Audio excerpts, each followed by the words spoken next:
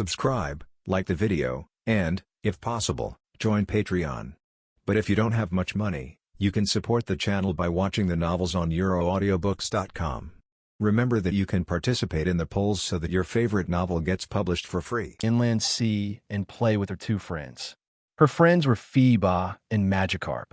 Shirahoshi's natural, high water type affinity made all Pokemon unable to resist approaching her.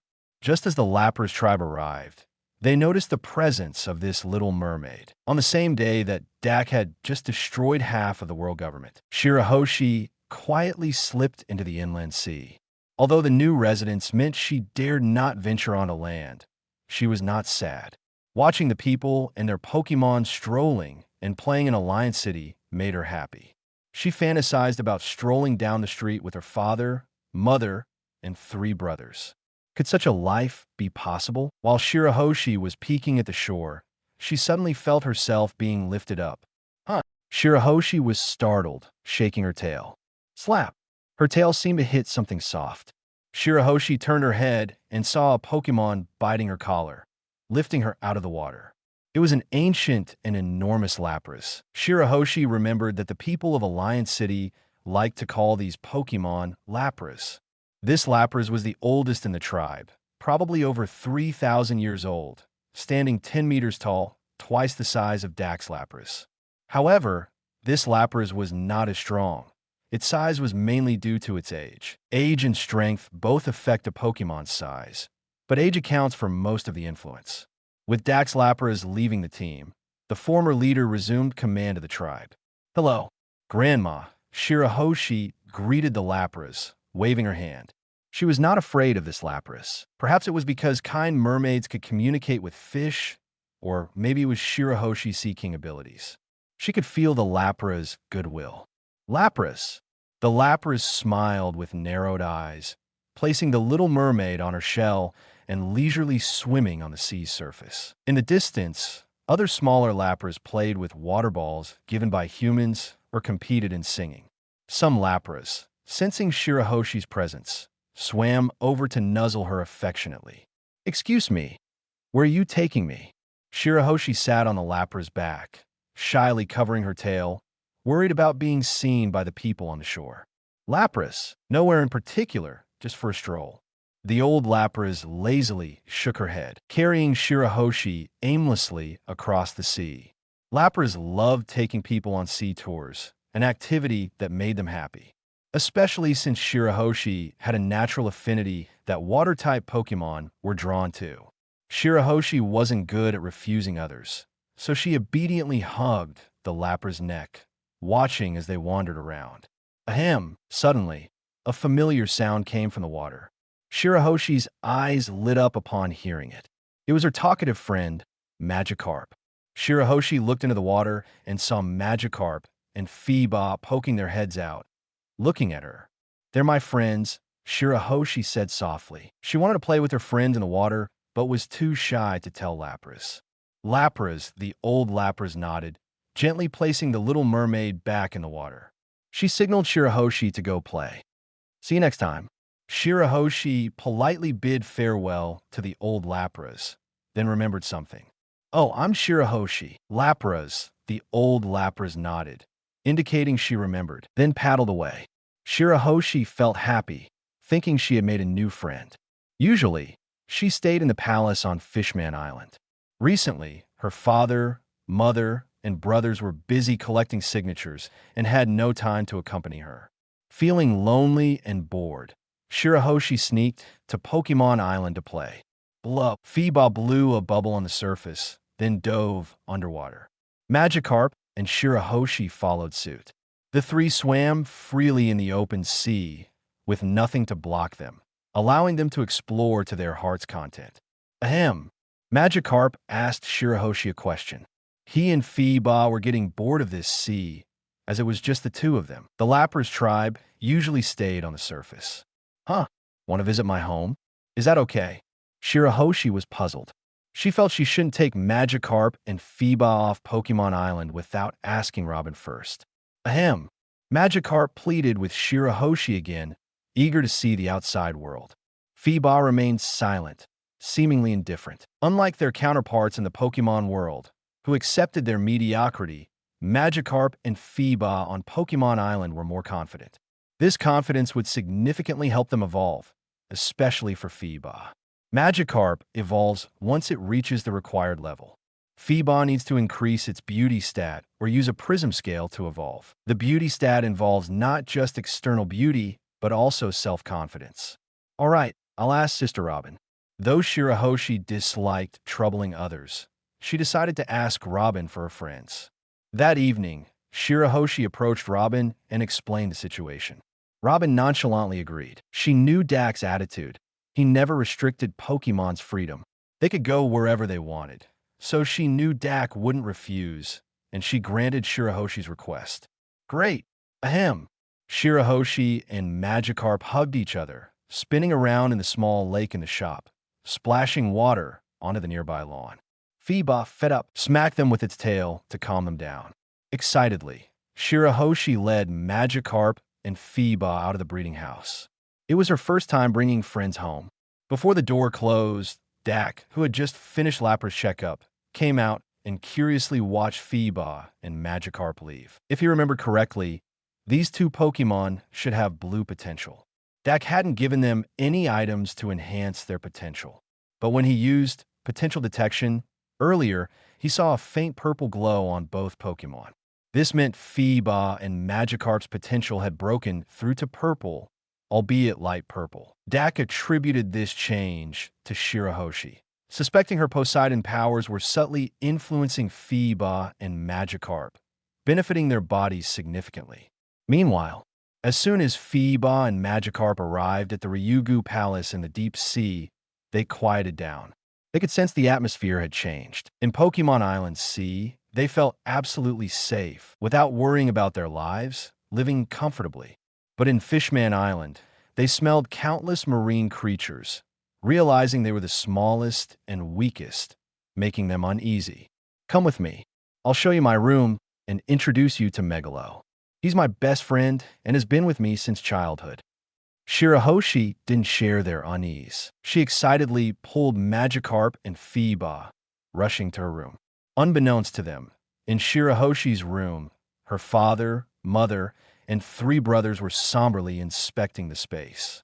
They couldn't find Shirahoshi anywhere in Ryugu Palace. They feared she had been kidnapped while they were away. Megalo, with a bitter expression, anxiously explained that Shirahoshi had just gone out to play but couldn't specify where. Shirahoshi hadn't told him either. Unsurprisingly, carrying Magikarp and Phoeba, Shirahoshi returned to her room and ran into her family. In a chapter 145. Chapter 145. Thank you for your support. Shirahoshi, where did you go? What are those? When Neptune and Odoheim saw Shirahoshi leading in 2 seemingly ordinary and even somewhat ugly little fish, their faces were clearly filled with worry. Today, Fishman Island had experienced too many events, causing great unrest throughout the island. First was the impact of the Red Line splitting apart. This caused chaotic ocean currents in multiple deep-sea areas and even triggered eruptions in some undersea volcanoes. The Sea King's nests near Fishman Island were also disturbed. If not for the enormous double-layer soap bubbles acting as a barrier, these currents might have disrupted the entire Fishman Island.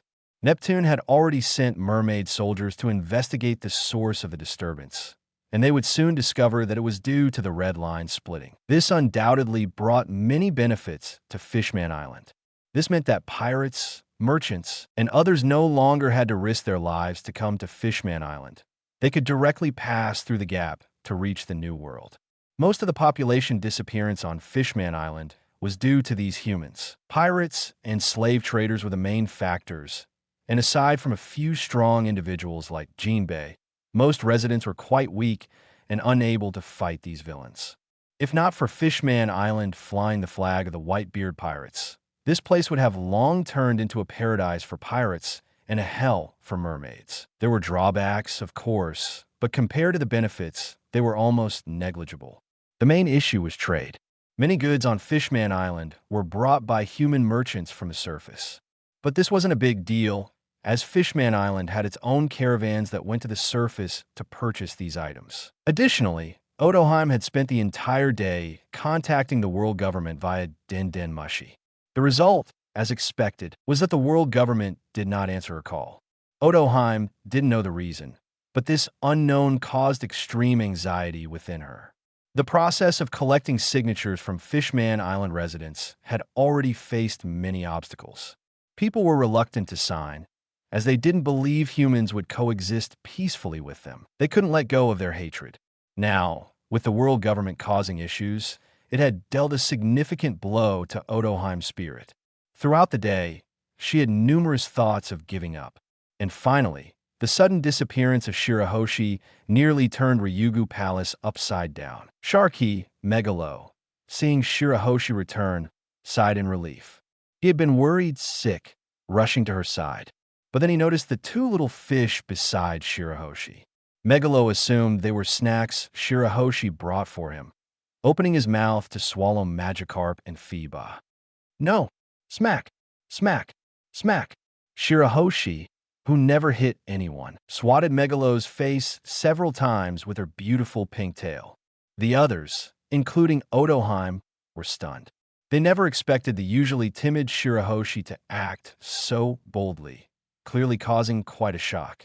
At the same time, they realized that something must have happened to Shirahoshi that they didn't know about. Father, mother, my three brothers, this is Magikarp and Phoeba. They are Pokémon living on Pokémon Island and my good friends. Shirahoshi lowered her head, feeling a bit guilty and not daring to look at her family. She then quietly added, I went to Pokémon Island to play with them. Pokémon. As a king, Neptune immediately picked up on the recent waves stirred by this term in the sea. Although Fishman Island received news later than the surface, they had still heard rumors of Pokémon Island being a new world. However, they didn't believe it. How could you go out without telling your family? Come here, lie down. Odoheim, with her somewhat blunt nature, didn't immediately grasp the significance of Pokémon.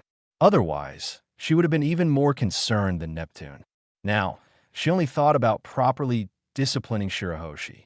Mother, let's not do this. Shirahoshi is still a child. The three princes of Fishman Island, clearly having a protective streak for their sister, hurriedly moved to stop Odoheim.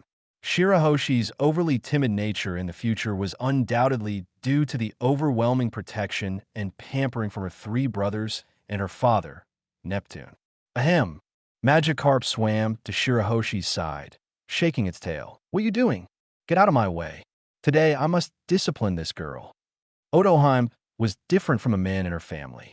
Although she usually spoiled Shirahoshi, she never hesitated to discipline her when necessary. She knew that if even she didn't discipline Shirahoshi, the girl would be completely spoiled. If Odoheim entered a certain state, even though she was still weak, her authority was enough to overpower her three sons. At this moment, the three princes dared not intervene further. The more they tried to persuade, the more Odoheim would insist. Get your bottom up. Odoheim yelled at the whimpering Shirahoshi, who was lying on the bed. Wah! Despite her size, Shirahoshi was still not even 6 years old. Being scolded by her mother was too much for her to bear. Her cries were almost enough to break the walls, yet she obediently knelt on the bed and lifted her bottom. Ahem! Blub! Magikarp and Phoeba exchanged glances, seeing the seriousness in each other's eyes. They knew they couldn't protect Shirahoshi right now. So, a rainbow light filled the room, marking the first Pokémon evolution in this world. Shirahoshi's presence had brought endless benefits to Magikarp and Phoeba. Magikarp had long met the conditions for evolution, but it was waiting for Phoeba. Phoeba, due to its different environment, was very confident and never felt ugly, making evolution not difficult. In the Pokémon world, the most well-known water Pokémon are undoubtedly two kinds, Gyarados and Milotic. The former for its fierce appearance and strength, the latter for its unparalleled beauty, often called the Empress of Pokémon, regarded as the most beautiful Pokémon. Key to their fame were two champions. One was Wallace, the water-type champion of the Hoenn region, a master of the Pokémon contest, renowned worldwide, with a Milotic as his trump card. The other was Lance, the flying-type champion of the Johto region, former Kanto region's flying-type Elite Four, a descendant of an ancient dragon family, with Gyarados as his ace. Shirahoshi stopped crying, watching her two friends transform with some confusion. The figures in the rainbow light grew larger and more elongated. Soon, they surpassed Shirahoshi and her three brothers in height, reaching over 6 meters before stopping. At that moment, the rainbow light faded, revealing Magikarp and Feeba in their new forms. Gyarados, Milotic, symbols of power and beauty. Their appearance brought a small Pokémon shock to everyone present. Even Neptune snapped out of his thoughts, dumbfounded by the two Pokémon before him. Though Gyarados and Milotic still seemed slender to Neptune, their over 6-meter height was incredibly impressive to the three princes and Otoheim. Otoheim, now calmed, no longer felt the urge to discipline Shirahoshi and began contemplating what Shirahoshi had mentioned earlier, frowning in thought. Wah! Unexpectedly, Shirahoshi cried even louder. Roar! You! Gyarados and Milotic turned to Shirahoshi, puzzled by her crying. Where did you take Magikarp and Feeba? Terrified but courageous, Shirahoshi sat up and questioned the strange new Pokémon before her. She had no idea about Pokémon evolution. End of Chapter 146. Chapter 146. After a lengthy explanation for Gyarados, Shirahoshi finally believed the identity of the two large serpentine Pokémon. As for Milotic, it hadn't uttered a word from start to finish, merely holding its head high and staring proudly at everyone present. Shirahoshi then explained to her family about her recent experiences. Upon hearing that Shirahoshi had been living peacefully on Pokémon Island with Pokémon, and that the people at the Pokémon Nursery didn't reject her, Neptune and Otoheim were thoughtful. Shirahoshi, do you like the environment on Pokémon Island? How does it compare to Fishman Island? Otoheim asked, sitting beside Shirahoshi on the bed, exchanging a glance with Neptune. Shirahoshi began to describe the vast, endless grasslands, the pure, clear inland sea, and the people and Pokémon living together in Alliance City. Her eyes were filled with wonder and admiration for what she had seen on Pokémon Island. However, she also expressed her deep affection for Fishman Island, where she had grown up. It was also a beautiful place with many unique sights that couldn't be found on Pokémon Island. If Shirahoshi had to make a choice, she might, after much hesitation, choose Fishman Island because it was home. I see. Thank you for telling us. Otoheim smiled and nodded, seeming to have made a decision in her heart. Now, take your friends and go play, but don't go too far. Okay. Shirahoshi was clearly thrilled. This was her first time showing her friends around Fishman Island.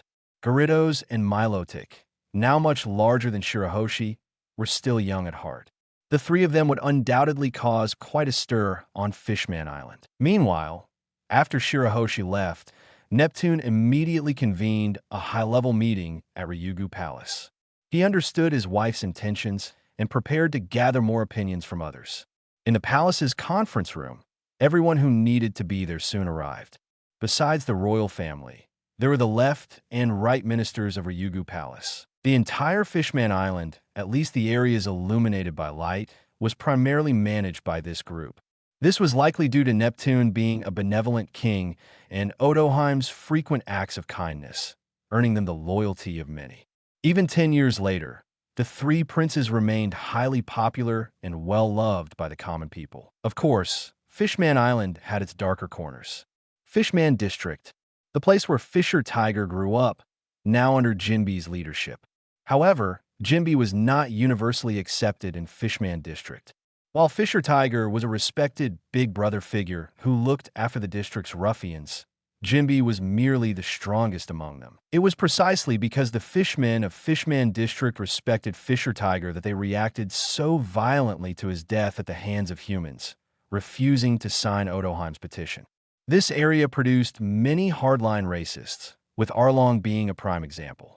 Jinbe, too, had once shared such sentiments. Arlong's extreme hatred for humans made him popular in Fishman District, while Jinbe, who began to embrace Fisher Tiger's eye for an eye philosophy, became increasingly unpopular among these radicals.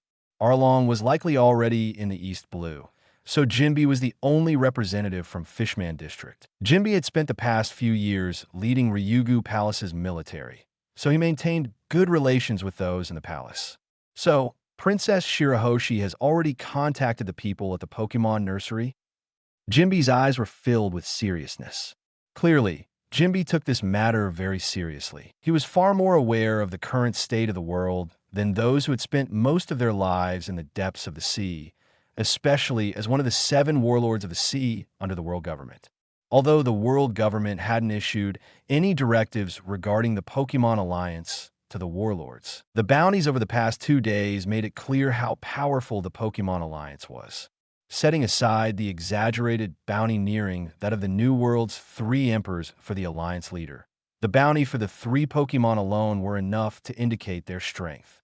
Any of these 3 Pokémon could easily overwhelm Fishman Island. That's right, but Shirahoshi likes it there. The Pokémon nursery seems to have no particular view on the people of Fishman Island. Otoheim nodded, revealing her thoughts to everyone. If they can live with humans and Pokémon, then the nursery's owner likely won't reject us either, Neptune added. If Pokémon Island was as Shirahoshi described, it was undoubtedly better than their current world. They wouldn't have to worry about losing their people anymore. And Neptune had his own thoughts. He was tired of seeing Otoheim begging and being looked down upon daily. He could also see how much the people of Fishman Island rejected Otoheim's ideas. In Neptune's view, attempting to become a world government affiliate, with all its uncertainties, was far less appealing than trying to join the Pokémon Alliance. Even if it meant paying more heavenly tribute, it would be worth it. At least Pokémon Island didn't allow fighting, while the world government wouldn't send anyone to the deep sea to protect Fishman Island. If they could make this decision, Otoheim wouldn't have to endure the humiliations of dealing with the world government and the celestial dragons. Neptune wasn't yet aware that they no longer had to worry about the celestial dragons because there were hardly any left. I've heard there are endless grasslands there, pristine and open oceans. The sun, cities, humans, and Pokémon. The 3 princes spoke up, their young hearts unguarded, expressing their high hopes for Pokémon Island. Our people deserve to enjoy the sunlight and land. I want the children of Fishman Island to see the grasslands, forests, and human cities. To see what it's like, Otoheim said, expressing her long-held desire to move Fishman Island to the surface. Many children from Fishman Island would sneak up to see Sabati Archipelago out of curiosity, leading to many being captured by waiting slave traders. Jinbi's mind was in turmoil. Otoheim's arguments were valid, but living alongside humans was no easy task. Jinbi was still relatively young, with some blonde hair, and the wounds from Tiger's death were still fresh. He hadn't fully let go of his grievances against humans. Moreover, he knew how the people of Fishman District would react to this idea. It would be wise to first discuss this with the owner of the Pokémon nursery, suggested the left minister, stroking his beard with his cane. Indeed, whether Fishman Island agrees or not, we can't be sure they'd accept us. We're just making assumptions, said the straightforward right minister, a seahorse merman. Very well, I will use the pocket token to visit the nursery and speak with its owner. Otoheim, you can gauge the opinions of Fishman Island's residents. Have Shirahoshi share her experiences on Pokémon Island with the people. Neptune decided quickly. Your Majesty, let me accompany you. Jinbi stood up, willing to help. Despite his grievances with humans, Jinbi was wholly dedicated to his people and deeply respected the royal family. Thank you, Jinbi, Neptune replied without hesitation. While the relationship between Ryugu Palace and Fishman District was strained, Neptune and Jinbi had a good relationship. Neptune knew how much Jinbi had sacrificed for Fishman Island, and Jinbi knew how well Neptune treated his subjects. We will depart once Shirahoshi returns. On the sea, near Water 7, a highly advanced steel warship slowly approached the northern shore of Water 7, its flag bearing only 2 numbers. Germa, standing at the bow, was a tall, blond man, bearing a striking resemblance to the legendary Golden Lion. Monster Bird Vinsmoke Judge, the biological father of Sanji and once a scientist with MADS alongside Vegapunk, Judge was highly skilled in biological sciences. However, he was deeply flawed, vain, arrogant, cold, selfish, and callous towards the lives of others. He viewed non-royals as inferior, much like a weakened version of the celestial dragons. His redeeming qualities were his sense of gratitude and his unwavering commitment to his promises. After being saved on Whole Cake Island, he fully assisted the Straw Hats in escaping, nearly getting wiped out by Big Mom and even being delisted as a world government affiliate. He also kept his promise to Sanji by staying out of sight. Judge's appearance here had an unmistakable purpose. He was after the Pokémon Nursery branch. The warship carried hundreds of black-suited individuals, all cloned soldiers without emotions. Accompanying Judge to Water 7 was only a pink-haired girl. This must be the place. Judge looked at Water 7 with a blank expression, unimpressed by its scenery. However, his eyes lit up noticeably when he saw the Pokémon. End of Chapter 147. Chapter 147, the day after the destruction of the world government. The world was busy. Dak had no idea what kind of turmoil was happening across the sea, but he was sure the world was definitely busy. Because the red line had split. Mariehua was destroyed. The world could not be busy. Dak was confident that whether the world was in chaos today depended on the Pokémon Alliance. Sure enough, Dak was woken up early in the morning by Smoochum. Smooch! Smoochum stood by Dak's bedside, patting his shoulder with its little hand. Is Bond calling me? Got it. I'll be right there, Dak said, understanding Smoochum's message perfectly, probably because they had been together for a while. Smoochum nodded, jumped off the bed, and tumbled to the floor. Dak sighed, and with practiced ease, reached down to scoop Smoochum up. Too practiced. He didn't want to be this skilled at such a thing. Even before opening his eyes, Dak felt something lick his face. That big tongue could only belong to one Pokémon. Lapras. Dak reluctantly got out of bed. One lick from Lapras instantly woke him up, as its tongue was very wet and cold. Lapras. Lapras greeted warmly, nodding its head. Got it, Dak said, washing up and getting dressed under Lapras's urging, then slowly walking out of the bedroom.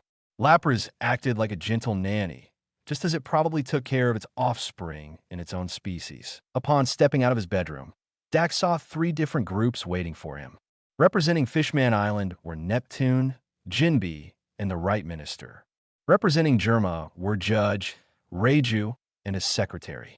Representing the News Corporation was Morgans and 2 of his editorial staff. Dak had some guesses about the purposes of their visits, but wasn't entirely certain. No wonder Bond had felt the need to wake him up. Usually, only significant issues would prompt Bond to call him out of his sleep. This isn't the place for a discussion. Come with me, Dak said, scratching his head, leading the group towards Pokémon Island. Unlike before, the Pokémon Alliance now had its own base, so it made sense to conduct such discussions in the base's reception hall. Besides, the height of the nursery wasn't suitable for Neptune, who was 11 meters tall, while the nursery's ceiling was only 10 meters high, making it uncomfortable for him. The 3 groups exchanged glances, temporarily suppressing their thoughts. Neptune and Judge were curious to see what the legendary Pokémon Island was like. Morgans, on the other hand, intended to assess the current state of Pokémon Island. Based on his investigation, he had discovered that quite a few familiar faces had disappeared from Water 7 overnight. About 3 minutes later, walking through the streets of Alliance City, looking at the still somewhat sparse shops on either side, the group was visibly stunned. Feeling the sunshine from the sky and the breeze on their faces, they couldn't believe another world truly existed. And this world belonged to the Pokémon Alliance. They could clearly feel their powers being suppressed to a very minimal level, with Morgans almost losing the ability to maintain his bird form. How astonishing. Shirahoshi was right about everything. Neptune said, a large bubble floating around his waist, an essential tool for merfolk to move on land. Otherwise, they would have to hop around. Indeed, this city seems to have started developing not long ago.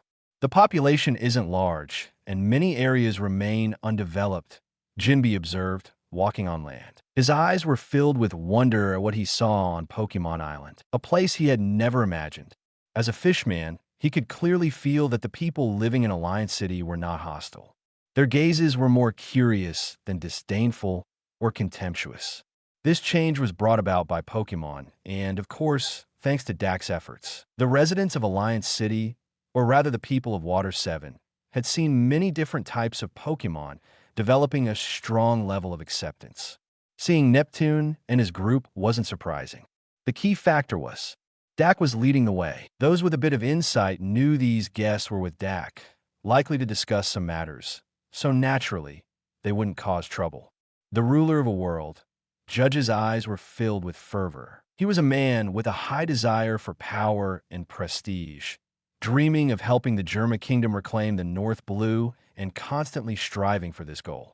Initially, Judge didn't think much of Pokémon Island, but after witnessing its existence and everything within it, many ideas inevitably began to form in his mind. Of course, he wasn't arrogant enough to think about seizing this world or anything like that. Judge never intended to oppose the Pokémon Alliance, because he knew Germa couldn't afford to provoke such a force.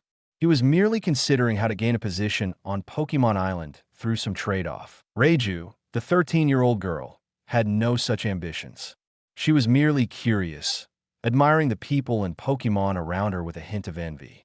She longed for such freedom, and the companionship one could trust. Everything about Pokémon Island seemed almost too good to be true for her. As for Morgans, he wasted no time, constantly clicking the shutter on his trusty camera to capture everything he saw. He had guessed correctly. Wherever the Pokémon Alliance was, there would be headline news. He understood the concept of traffic all too well. Walking at the front, Dak observed the group's reactions. He had deliberately led them from the center of Alliance City towards the Alliance base. He wanted these people to see the development of Alliance City. After all, Dak had his plans for the three individuals behind him, hoping to extract something valuable from them. When they reached the long bridge leading to the front of the Alliance base, the group was once again taken aback. The most excited was undoubtedly Neptune. He seemed to have found a suitable place for the residents of Fishman Island. This must be the vast sea area Shirahoshi had mentioned, and it indeed looked large enough for the Fishman Island population. King Neptune seems to like this sea. Dak asked, noticing Neptune nodding and smiling. Yes, Neptune openly admitted, not hiding his thoughts. This caused Judge and Morgans to glance at Neptune. Considering the current state of Fishman Island, they could guess Neptune's purpose for coming. Dak, however, did not continue the conversation. He did have the idea of relocating all of Fishman Island to become a city on Pokémon Island, but he wouldn't bring it up himself. He would wait for Neptune to propose it. That way, Dak could set more conditions. The three groups followed Dak into a building deep within the Alliance base, where Robin had prepared everything. A large conference table and milk coffee were ready. The milk coffee was made from Moo Moo milk and cocoa beans from the Pokémon world, a unique beverage not found in the pirate world. Now, tell me your purposes for coming here. Morgans, why don't you start? Dak opened the discussion, addressing Morgans. He guessed Morgans came to ask about the red line splitting incident, thinking it related to the Pokémon Alliance. That's why he let Morgans speak first, to show Neptune and Judge the power and dominance of the Pokémon Alliance, prompting them to carefully consider their next words. Alliance Leader. My subordinates reported that the red line split a few days ago, and they saw many world government members' bodies floating in the sea. Morgans cautiously asked. Yes, that's correct. Our Pokémon Alliance did it. You must have seen the recent world government bounties and notices. While our alliance doesn't seek trouble, we don't fear it either. So, we took action and destroyed Mariewa yesterday. However, Jertina might have gone a bit overboard and accidentally cracked the red line. Dark said nonchalantly, his words causing everyone present to gulp. But this is good news for you, right? It'll be less troublesome to reach the new world from now on. Alliance leader is wise and mighty. Morgans immediately stood up and applauded, knowing how to read the room. Marie-Joie. Neptune's eyes widened, looking at Dak as if to confirm something, but he didn't dare mention the word in front of the others. And the celestial dragons? Jinbi, lacking the same restraint, asked directly, having not yet learned to think as deeply as Fisher Tiger. Judge and Morgans couldn't help but raise their eyebrows. They had thought about this question, but hadn't dared to ask. Jinbee's inquiry, however, was beneficial to them. If they could get the information from Dak, they wouldn't have to risk angering the world government by investigating. The celestial dragons? Let me think. There should be about a dozen left. Not many, Dak replied casually. The room seemed to freeze. Everyone, including Neptune and Judge, broke out in a cold sweat, their pupils trembling. What were they about to say? Damn, they forgot. In a chapter 148. Chapter 148, Dak. Thank you very much. As soon as Dak finished speaking, Jinbee stood up from his seat and bowed deeply to him. This action left everyone present stunned. My fellow people have suffered greatly at the hands of the celestial dragons. My brother was once a slave to them. I know I lack the power to avenge them, and it has been a bitter burden in my heart, but you have done it, Jinbee explained, still bowing. Regardless of your reasons, there is no doubt you are a great benefactor to us fishmen. No, Fishman Island cannot speak for everyone, but at least you are a great benefactor to Fishman District. Jinbee, Neptune tried to pull Jinbee up. There were still two outsiders present. How could Jinbee say such things? What if the celestial dragons found out? No worries. Since I dare to speak in front of others, I am not afraid of others knowing. Moreover, King Neptune, do you still think the celestial dragons have the energy to deal with me? Jinbee's words were firm. Who said Jinbee was stupid? Although Jinbee appeared large and not very smart, he was far from foolish. After Jinbee's words, Neptune withdrew his hand. Morgans and Judge also had their eyes widen with a gleam of ambition. Dak's telepathy sensed the ambition stirring within these two, causing him a slight headache. This was precisely why he couldn't yet completely destroy the world government. Someone like Judge alone was enough to cause chaos in the North Blue, not to mention others across the sea. Although the world government's power has significantly diminished, they remain the second strongest force on the seas. Mariewa still has at least 7 individuals of admiral-level strength, Dak explained, primarily for Morgans to spread the news. There was no need to emphasize which force was considered the strongest. 7. The group was shocked. The true strength of the world government had never been fully revealed, even after 800 years. The Navy had always served as the world government's armed force on the seas. Those with slight insights into the world government's operations might only be the Revolutionary Army. Thus, upon hearing about the current high-level combat power of the world government, everyone was naturally astonished. An admiral alone was not something they could contend with, let alone 7 of them. The ambition in Judge and Morgan's eyes gradually dimmed, leaving only a faint trace. They couldn't make any grand moves, but could still engage in smaller ones. However, they were curious about how the world government still possessed such formidable strength even after the destruction of Mariewa. How strong was the world government before? And how powerful was the Pokémon Alliance that destroyed Mariewa? Questions lingered in their minds, but they dared not ask. By the way, the slaves from Mariewa are still in Darkrai space. There seem to be quite a few fishmen and merfolk among them, Dax said, looking at Neptune and Jinbee, pondering. Those people. Neptune couldn't help but speak, naturally wanting his people back. Darkrai is currently screening them. Once finished, those who wish to return can leave. I will not stop them, Dax said, not intending to restrict their freedom or use them to leverage anything from Neptune. Screening. Darkrai is the master of dreams. It can make someone dream about what it wants to see. If any of the slaves are guilty of heinous crimes, Darkrai will silently eliminate them in the dark space. If they are innocent, they will be released, Dak explained. This was the first time Darkrai had the opportunity to use its special powers of its kind. I understand, Neptune sighed in relief. If that were the case, he had confidence in his people. Most fishmen and merfolk captured by slave traders were ordinary citizens of Fishman Island, unlikely to be criminals. The criminals were mostly out at sea, like Arlong being pirates. Jinbee also nodded, agreeing with Dak's approach. If there were truly such vile individuals, he wouldn't plead for their release, even if they were his kin. However, Judge and Morgans were unsettled. They hadn't expected Pokémon to have such capabilities. If so, Dak could easily have Darkrai enter someone's dreams to learn whatever he wanted.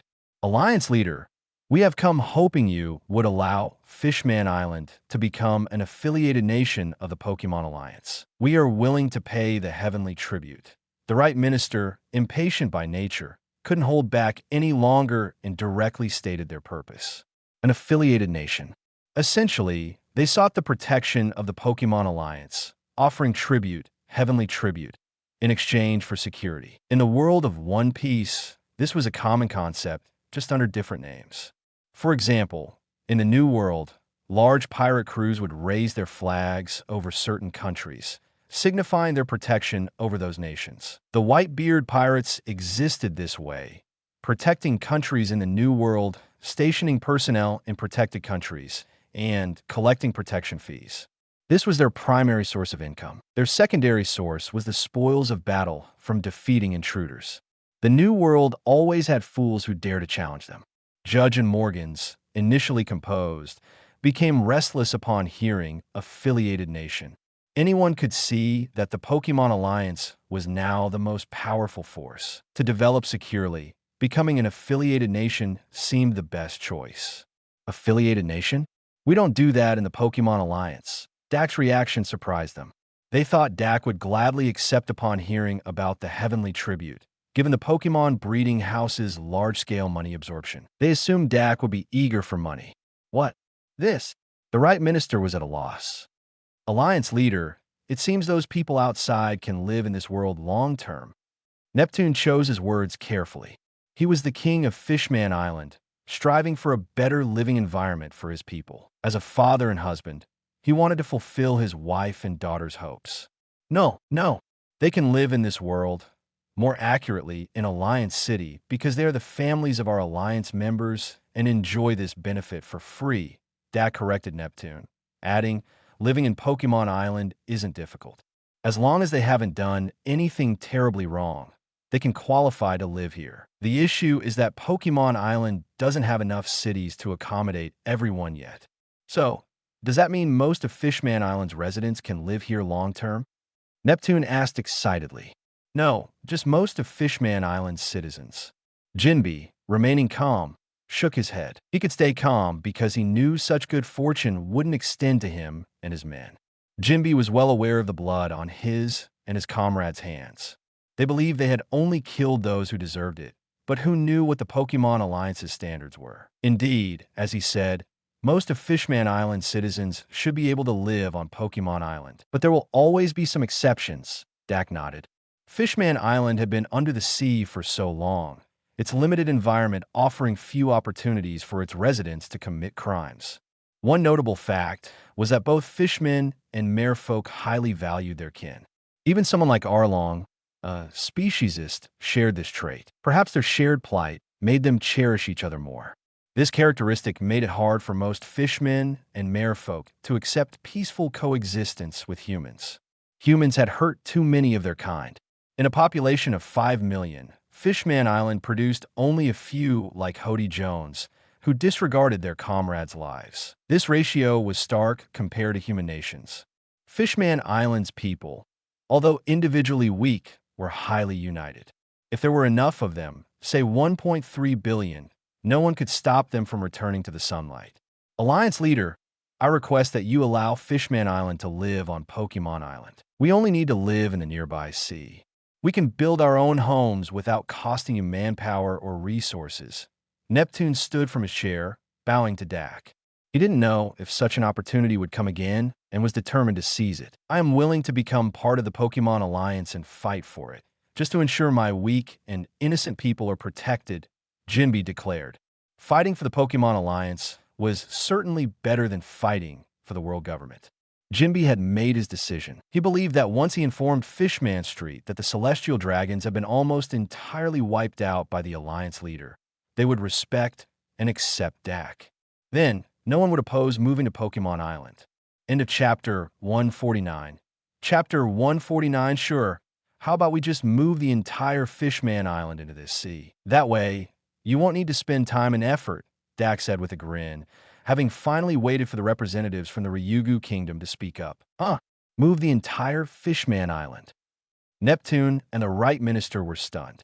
They understood each word Dak said, but couldn't grasp the overall meaning. He means exactly what he says, Jinbe guessed.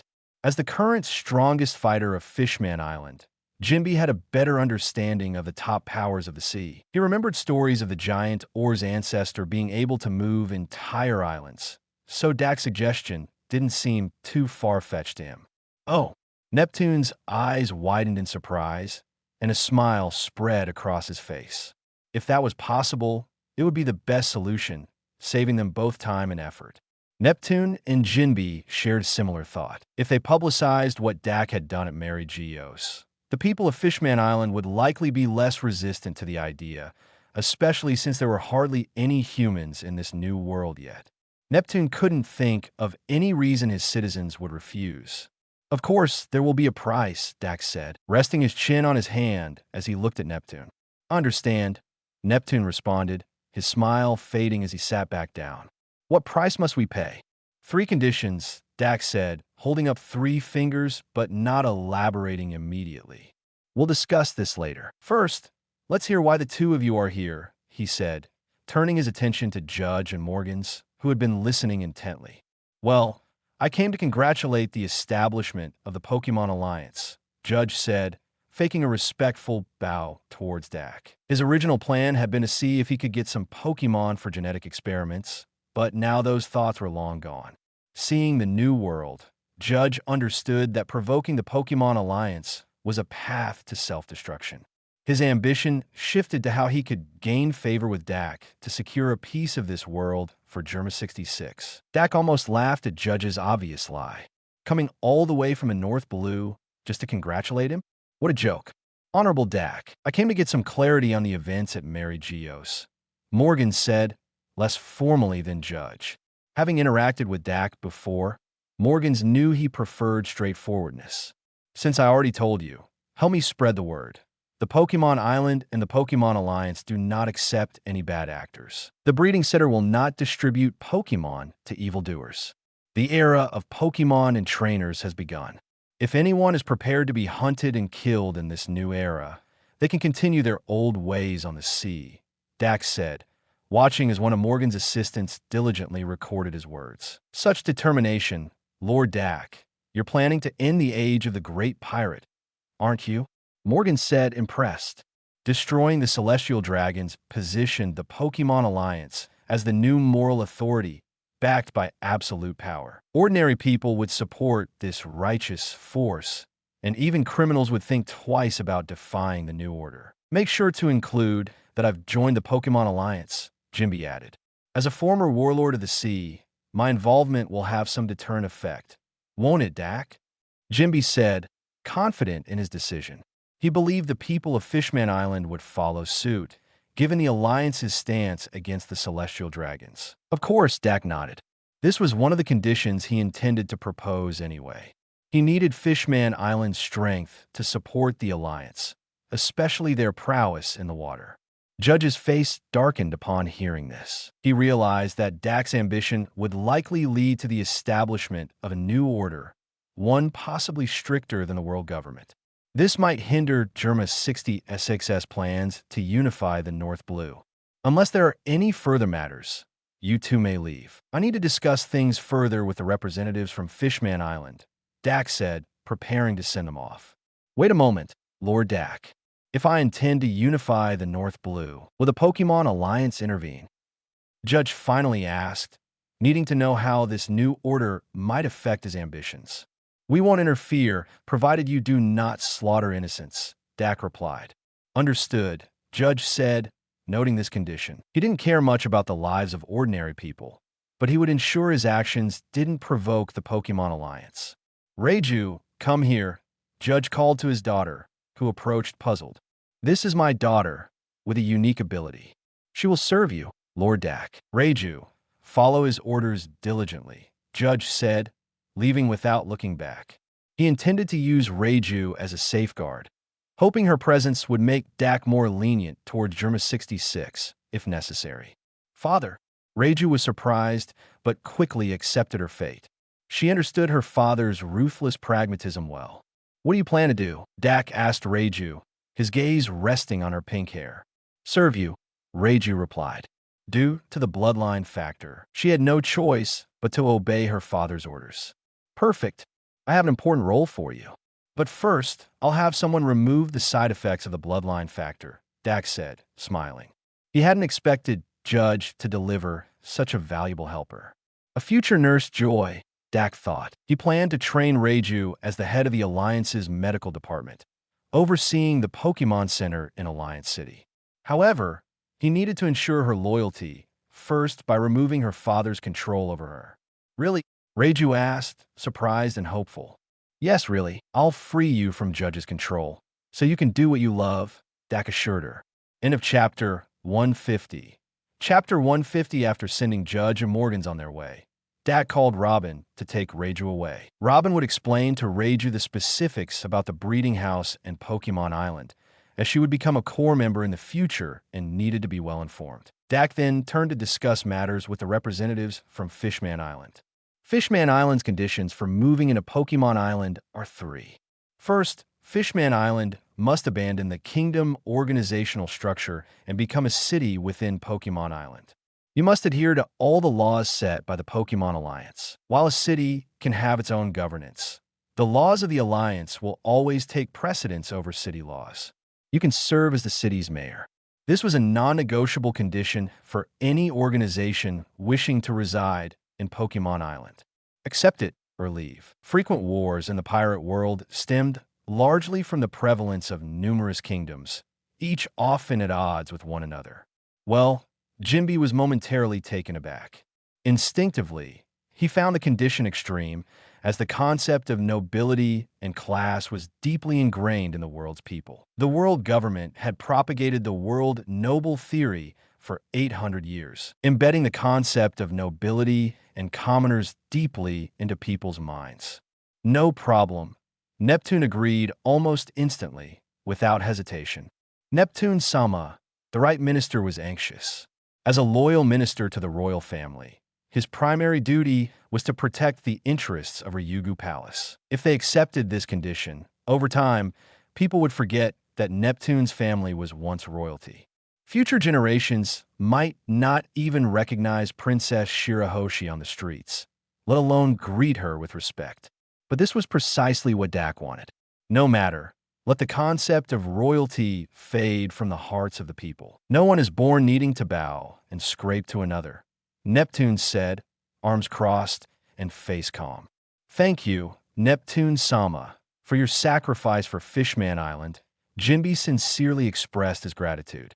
He understood that if Neptune didn't agree, Fishman Island might fall into turmoil, with the more radical elements of Fishman Street possibly using force to disband the royal family.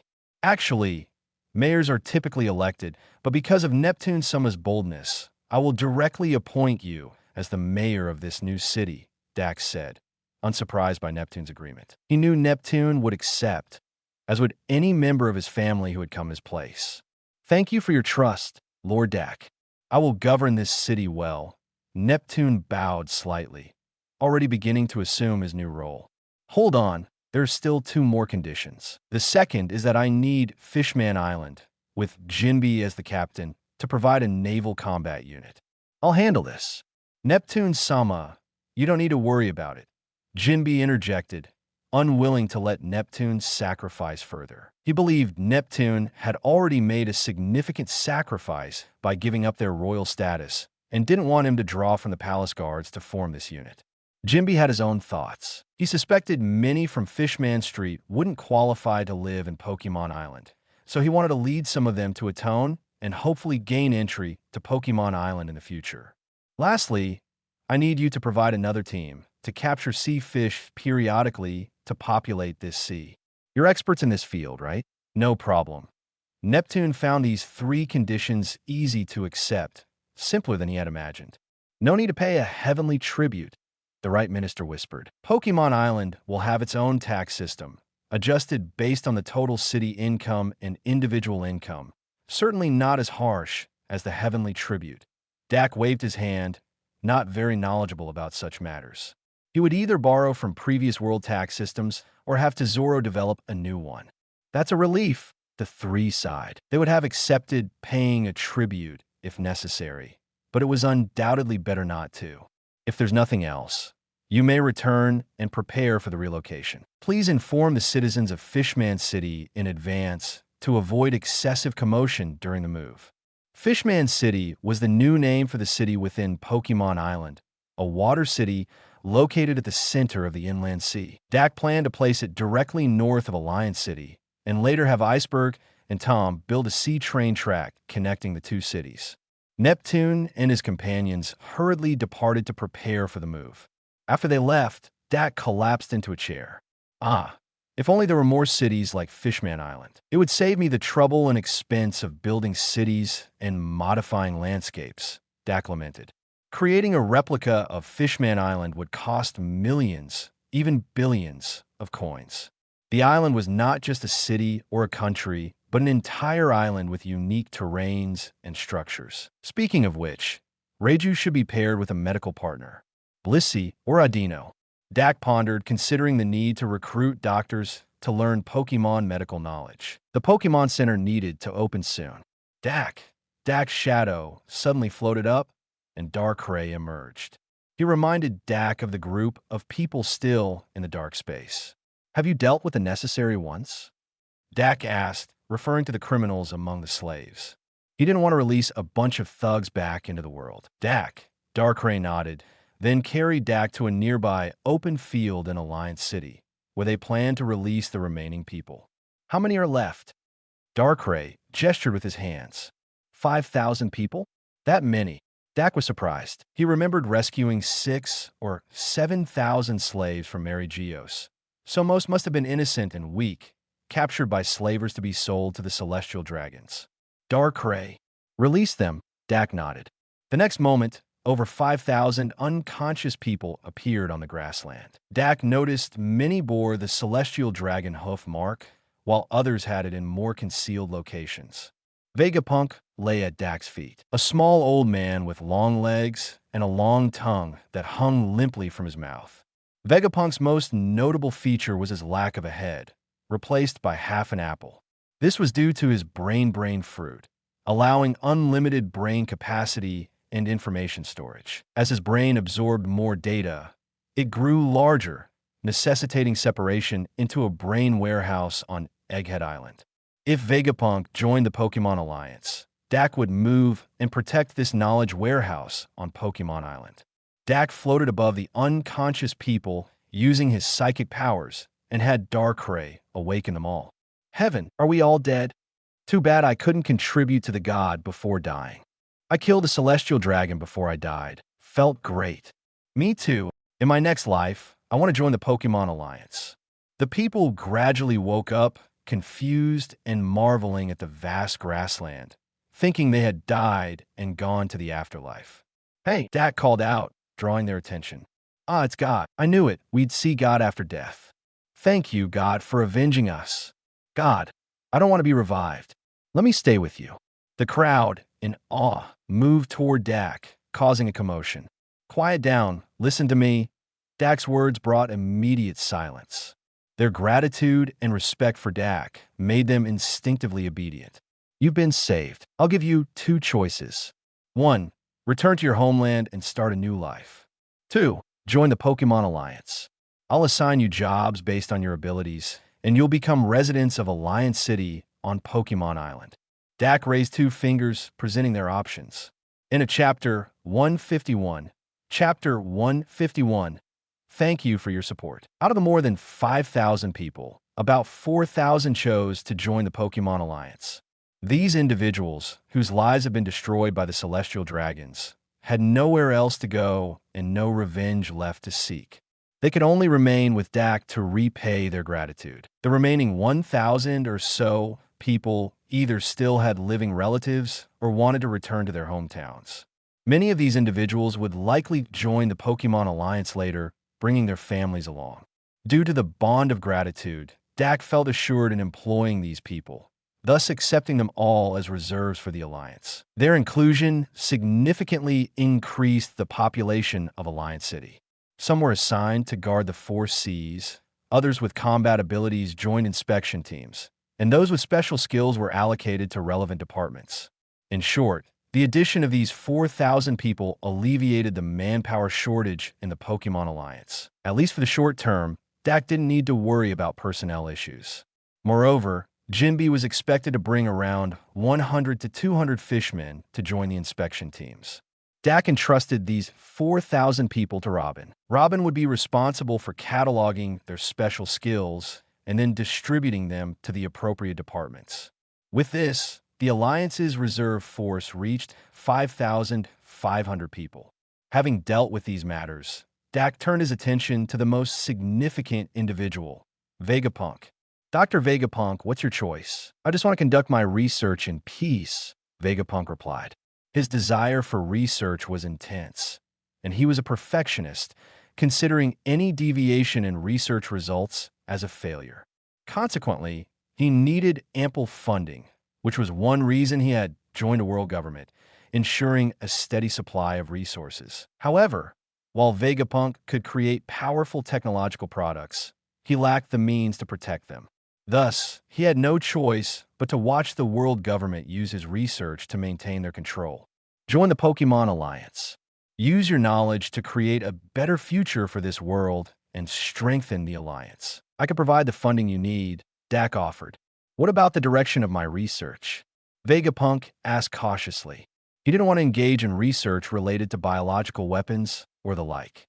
Primarily technological and military research. I need powerful robots to replace human labor on the seas, help guard Pokémon Alliance facilities in other worlds, and I'd like to implement the geothermal system in Alliance City first. The geothermal system was a crucial focus for Dak because Pokémon Island currently lacked the concept of seasons, simulating the environment of the breeding house, which didn't recognize spring, summer, autumn, or winter. Dak hoped to introduce seasons to Pokémon Island, but was concerned that people and Pokémon might freeze during winter. Dak could directly purchase a geothermal system from the Miracle Mall, but the large area would require an enormous expenditure. With Vegapunk having a ready-made system, Dak hoped to produce it directly, which would be more cost-effective than exchanging for it through the system. Additionally, maintaining the system could create job opportunities for the island's residents, reducing future competition pressure. That's not difficult, Vegapunk nodded. You can first learn about the powers of Pokémon and then incorporate their abilities into your research, making your results easier to use, Dak suggested. In the Pokémon world, for example, electric-type Pokémon often work in power plants. Dak wanted Pokémon to be employed similarly, not just wandering around the city. Pokémon, you have a point. Perhaps I could try some new projects I haven't attempted before, Vegapunk said, intrigued. He wasn't entirely unfamiliar with Pokémon, having kept up with reports and understanding their unique abilities. Then, Dr. Vegapunk, I appoint you as the deputy head of the Pokémon Alliance's research department. The head will be introduced to you later, focusing on Pokémon-related technology research. I'll only focus on research, nothing else, Vegapunk emphasized. He didn't want to waste time on meetings or other distractions. Dak and Vegapunk then discussed several projects, including the Peacekeeper Project, mass-produced robots, and biological modification. These initiatives aim to bolster military and labor strength in the pirate world. Future Pokémon-related activities couldn't always be confined to Pokémon Island. Events and competitions would also take place in the pirate world, which didn't suppress people's strength like the island did. Technological force would be essential to prevent disruptions. Moreover, using humans and Pokémon to guard breeding house branches and Pokémon centers was too labor-intensive. Replacing them with robots would free up human resources for other needs on the island. While the island's current population was small, future growth would necessitate more personnel, especially for the police force in Alliance City. As for biological modification, it sounded daunting, but was akin to Frankie's mechanical modifications. Dak intended this for his warriors, providing prosthetic limbs capable of firing lasers if they were injured, allowing them to continue working. After ensuring these weapons wouldn't be used for mass killings, Vegapunk agreed to proceed. He didn't want to abandon his research midway. After securing Vegapunk's participation, Dak informed all core members of the breeding house. He then visited the Seven Waters branch to collect recent earnings. Though not much time had passed, the accumulated money wasn't substantial, amounting to 8 million berries after conversion to miracle coins. Dak realized this amount was insufficient to build a research lab for Vegapunk, so he decided to have Giratina move Vegapunk's entire research facility from the pirate world to the southern suburbs of Alliance City, including all research materials and results. I'm quite clever, Dak thought, pleased. This solution not only solved the lab issue, but also saved a lot of money. With 8 million miracle coins, Dak spent 6 million to exchange for a level 30, purple qualified Chansey for Reiju as her partner. He chose Chansey over Blissey because Chansey required a high level of intimacy to evolve into Blissey, serving as a test for Reiju. If she couldn't manage this, she might not be suited to head the medical department and oversee all Pokemon centers. The remaining 2 million miracle coins were used to exchange for a blue qualified Porygon 2 and Rotom to assist Vegapunk with understanding Pokemon. Porygon 2, similar to Vegapunk, possessed high intelligence and brain capacity, potentially offering shared interests. Seeing his miracle coin balance deplete again, Dak regretted not looting Mary Geos. Although the money couldn't be converted to miracle coins, it could have been used for other purposes like covering research material costs, which required berries, not miracle coins. The breeding house branches were already highly profitable, amassing 800 million berries in a short time, faster than many gray market businesses. But Dak's expenses were extensive. Establishing branches in the Four Seas and Sabati Archipelago was crucial to increasing revenue by 4 to 5 times. Dak even worried that he might eventually drain all the money from the pirate world. System, how can I open channels to other worlds? Dak couldn't help but ask. Complete the main series of tasks to get the answer. Main series tasks. Now it's at lesson 8. Who knows when it'll be done? Dak thought, realizing he wouldn't be accessing other worlds soon. He still had plenty to sort out in this one.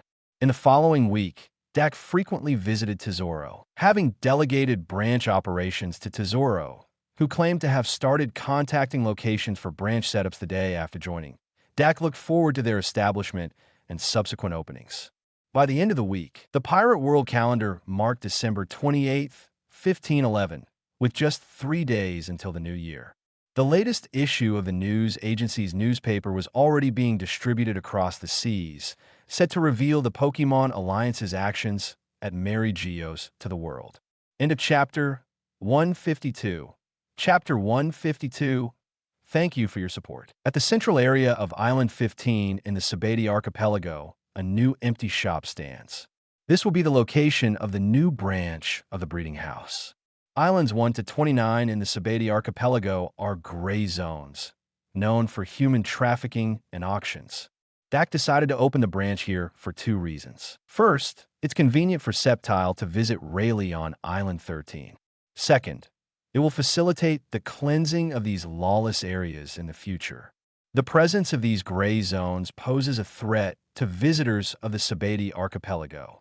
If future customers suffer losses or face trouble due to these ruffians, it's something Dak wants to prevent. Therefore, he plans to expel or even eliminate these bad elements. Currently, the area is bustling with activity. Although the branch has not yet opened, the signboard of the breeding house has already been put up, attracting many onlookers. At this moment, people clutch newspapers, their eyes wide with shock as they look at the closed shop, retreating as if they had seen a monstrous beast. Pokemon managed to tear the Red Line apart. How dare they take on the world government and the celestial dragons?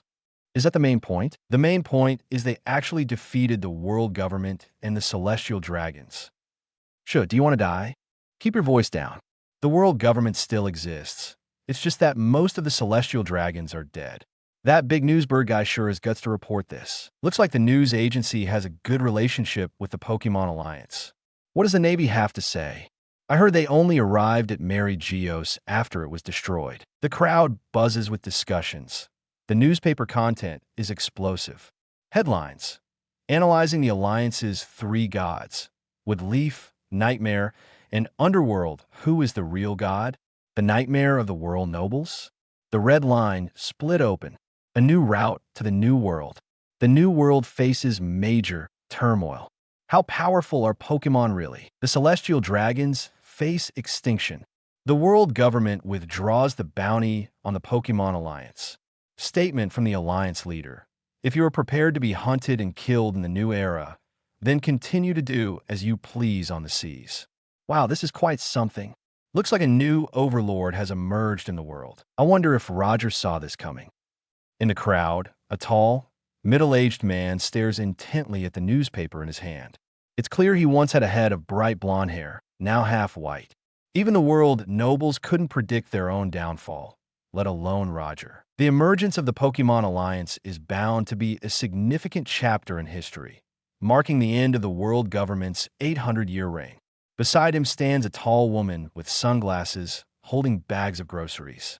It appears she was out shopping. Hard to say if it's good or bad. The man sighs, seemingly worried about the world's future. To those unaware, he might seem like a retired Navy officer. No one would suspect this casually dressed coding craftsman and drunkard to be the former first mate of the Pirate King's ship, the Dark King, Rayleigh. Why should a retired old guy worry about this? Judging by the Alliance leader's declaration, most people see the Pokémon Alliance as very just. Even pirates can't deny that. The former queen of Amazon Lily and captain of the Kuja pirates, Shaki, glanced at the nearby slave traders with grim expressions. With most celestial dragons dead, these traders had lost their biggest clients. The remaining nobles might hide in fear due to the recent actions of the Pokémon Alliance. Most nobles in the pirate world share a common trait: cowardice. Dak's words will not only instill fear in all the bad guys, but also force nobles and ambitious individuals to disguise themselves as allies of justice. True, I'll just see how the world changes with my own eyes. Deep within the New World, Moby Dick, hey Pops, Dak is driving all remaining pirates into the New World, right? Vista, sitting on a barrel and holding a rose in his mouth, drew his conclusion after reading the newspaper.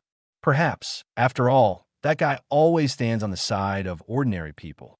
Newgate can no longer be called Whitebeard, as half of his signature mustache is gone. The story began with Slugma. That day, Marco took Slugma for a flying experience, but subordinates of the Beast Pirates mistook Marco for a Pokémon and tried to capture him. To avoid hurting Slugma, Marco threw it to the Moby Dick, but the crew failed to catch it. Slugma's semi-liquid form burned half of Newgate's mustache. Newgate was furious, beat Marco severely, then comforted the guilty and remorseful Slugma. It wasn't Slugma's fault. It was just a baby. Breaking the red line and creating a passage to the New World, then driving all pirates there to fight over limited territory and resources, maybe even using us big pirate crews to clear out the small fry. Jozu, a big guy, was observing Aaron's sheen under the sun. According to the Pokédex, the darker Aaron's armor, the closer it is to evolving into Lyron. Jozu eagerly anticipated Aaron's evolution, so he monitored its sheen daily. However, Jozu might be overthinking. The red line's break was an unexpected outcome for Dak. He hadn't planned to trap pirates in the New World. It was pure coincidence. Likely, the Four Seas and the Paradise are filled with Marines, and now there are breeding house branches. Coupled with the Alliance leader's declaration, it's clear he wants to cleanse those who do bad things. They naturally wouldn't dare stay. Izo, with a fletchling perched on his shoulder, fed at a poke block made by Thatch. Though Fletchling initially refused, Izo's patience won it over, making it accept reluctantly. This once proud Fletchling had grown fond of Izo's patient care. The pirate paradise will become pirate hell. Dak sure is ruthless. One statement sent a bunch of people scurrying, though there might be a few who stubbornly remain. White Soil Island, Baltigo Chief. According to reports, the world government is massing its forces, abandoning many smaller kingdoms and islands. The comms officer, sitting in a secret room and operating a computer, excitedly reported to Dragon. Yes, I didn't expect the Pokemon Alliance to have such power, Dragon nodded calmly, having already been shocked and now in a sage state. 2 or 3 days earlier, he had learned the truth about Mary Geos from escaped slaves. He even tried to recruit them, but they refused, having already decided to serve the Pokemon Alliance if they had no home or family left.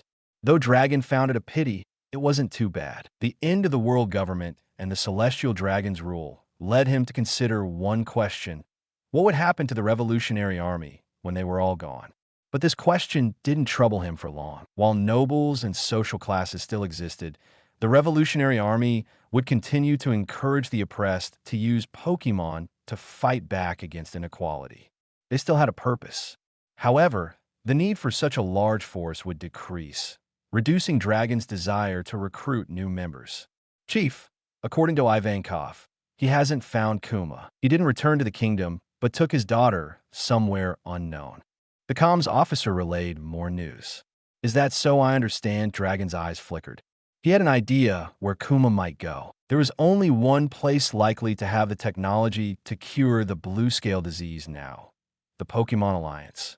Kuma would go there to heal Bonnie.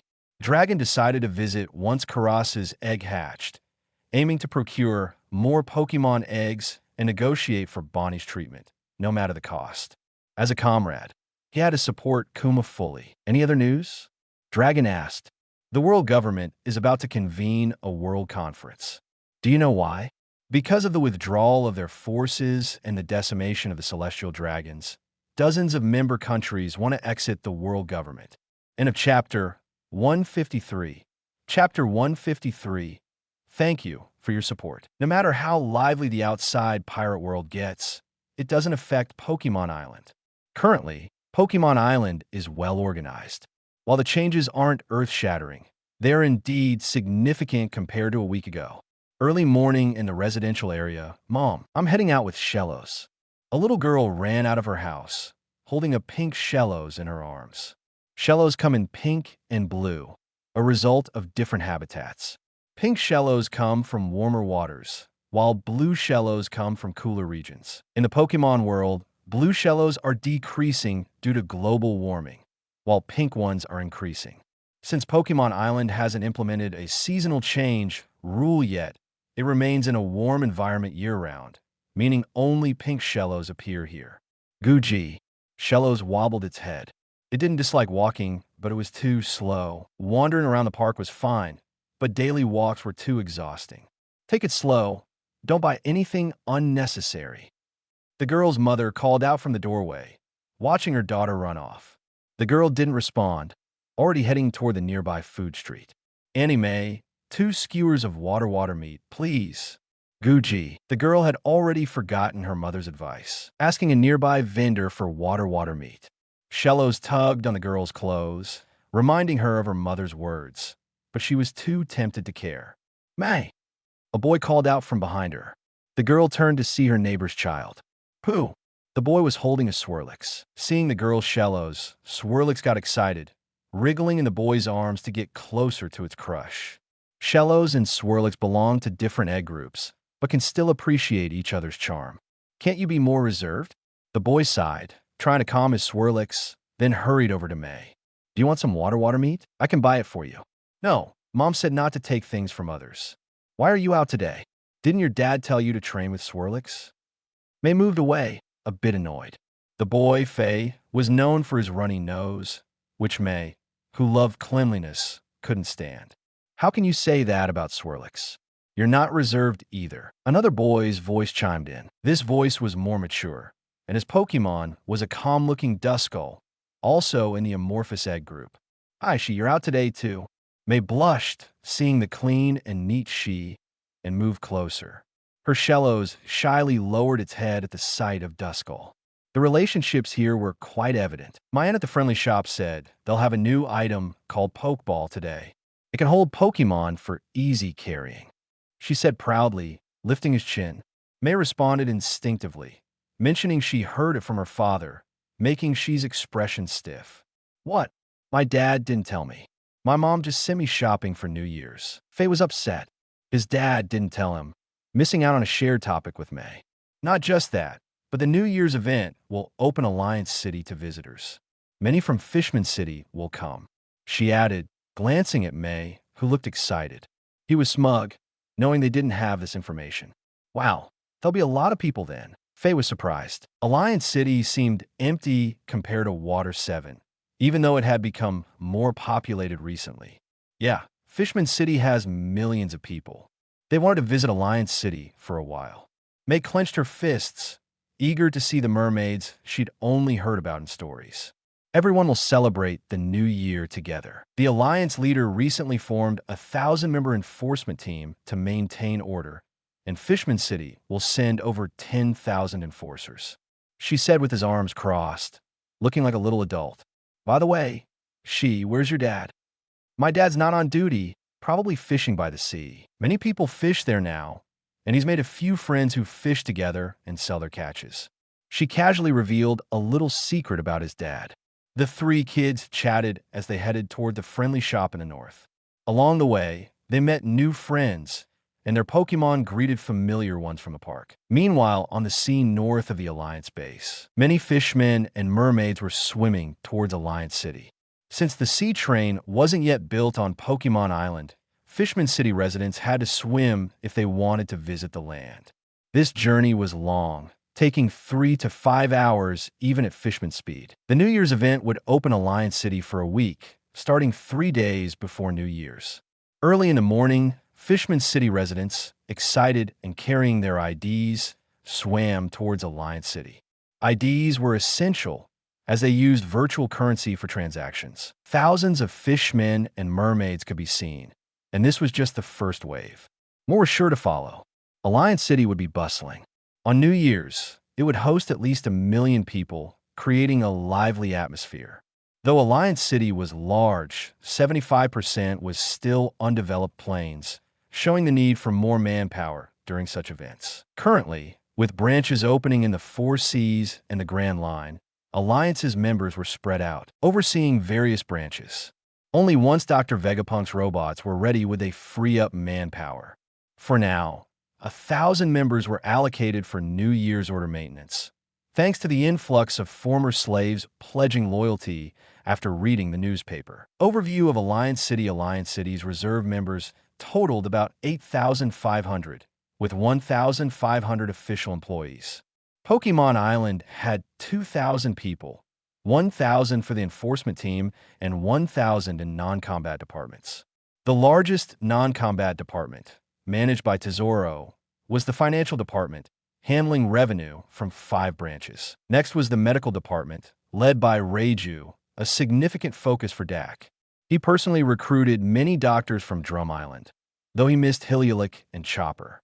The remaining 8,000 were in the inspection department, led by Bellamy and Jin, ensuring safety and fairness in branch operations. The North and West Seas each had 2,000 members, East Sea 1,000, and South Sea 1,500.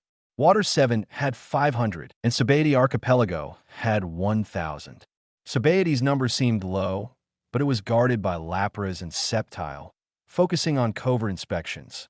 Water 7 was almost entirely converted to a Pokémon city, with residents mutually supervising, reducing the need for an inspection team. Sabaody's 1,000 were led by Jinbei's Fishman Squad, many from the former Sun Pirates, with combat power equivalent to 3 to 5,000. Jinbei, a warlord of the sea with a 250 million berry bounty, had no rivals on Sabaody. With most pirates driven to the New World by Alliance and Navy, the Grand Line was now safer than the 4 Seas. However, Sabaody still had other bad elements needing attention. The Pokémon Alliance's development in both the Pirate World and Pokémon Island had entered a stable trajectory. Now, they just needed to focus on earning money.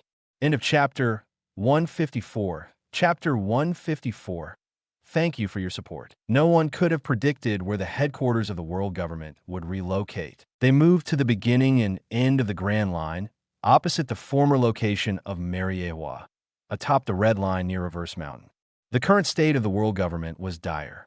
With only a handful of celestial dragons left, they were in despair, fearing when the Pokémon Alliance might come and wipe them out completely. This fear prompted the 5 elders to rescind the bounties on the Pokémon Alliance and retract all measures against them. In short, they had capitulated. The world government, now acting like a turtle hiding in its shell, avoided making appearances on the seas, leaving their member nations largely unsupervised. The weaker and poorer member nations, though dissatisfied, were too afraid to protest, fearing retribution from the celestial dragons, who still controlled vast wealth. In a luxurious temporary office, the 5 elders convened, joined by the leader of the Holy Knights, Grinku. Do not provoke the Pokémon Alliance anymore. We are no match for them. That Sceptile alone defeated me effortlessly, Grinkus said, covering his blinded right eye. No one could understand the overwhelming power he faced unless they fought that green lizard themselves. Are you suggesting we swallow our pride? How can the celestial dragons maintain their dignity if... Warcury, the bald elder with a mustache, slammed his hand on the desk in anger. Shut up. We're nearly extinct, and you still talk about dignity. A young survivor of the Holy Knights leapt onto the desk, pointing and cursing at Warcury. 5 of you held back by 1 Giratina, and you have the nerve to talk about face? If you can't do the job, step down and let me. Celestial dragons were never known for being reasonable. They were akin to Charles, the one Zoro nearly killed at Sabaody, in temperament, only differing in their strength. The few surviving celestial dragons were mentally on edge, leading to frequent outbursts. Preserving our lives is paramount. Everything else comes second. If you want to provoke the Pokémon Alliance, do it without dragging us down, another survivor of the Holy Knights added. Enough. Lordum has made a decision. We cannot contend with the Pokémon Alliance. Our priority is to suppress any rebellious member nations and increase their tributes. Use these funds to rebuild. Nustero, arms folded around his sword, spoke decisively. What about the Navy? They keep requesting more funds. Bit, the blonde elder, questioned Nustero. And the Revolutionary Army is growing bolder with our forces scattered. The Navy may have already allied with the Pokémon Alliance. Saturn's expression darkened. The Navy had repeatedly ignored orders to act against the Pokémon Alliance, and their delay during the Mariejois attack was too conspicuous. Even if that's the case, we can't sever ties with the Navy yet. We need them to stabilize the member nations and control the pirates. We can't allow the Pokémon Alliance to gain more forces. Mars shook his head, highlighting the precarious balance they needed to maintain. Give them some funds, a few billionberries should suffice. With the current unrest, claim we need to recruit more troops, Nustero suggested indifferently. Dr. Vegapunk has been taken along with his research. He may now be working for the Pokémon Alliance. Grinkus sighed, reflecting on their precarious situation. They had nothing but money left. Let Kaido's beast pirates attempt to capture Pokémon League. Let them fight it out, Bit proposed, trying to instigate conflict between their enemies. Forget about Kurizumi Orochi. We need to focus on our own survival. Mars agreed, wrapping up their meeting. Pokémon Island Dak raised an eyebrow, surprised to see the 4 branch managers he summoned already had Pokémon partners.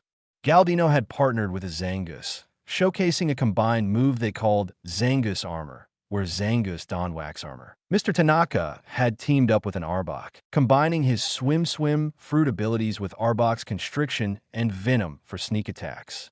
Makita had a Braviary, leveraging her lightweight fruit to enhance Braviary's speed. Baccarat, on the other hand, had a Lapras, though Dak couldn't immediately see their synergy, considering her Luck fruit could potentially enhance any Pokémon's abilities.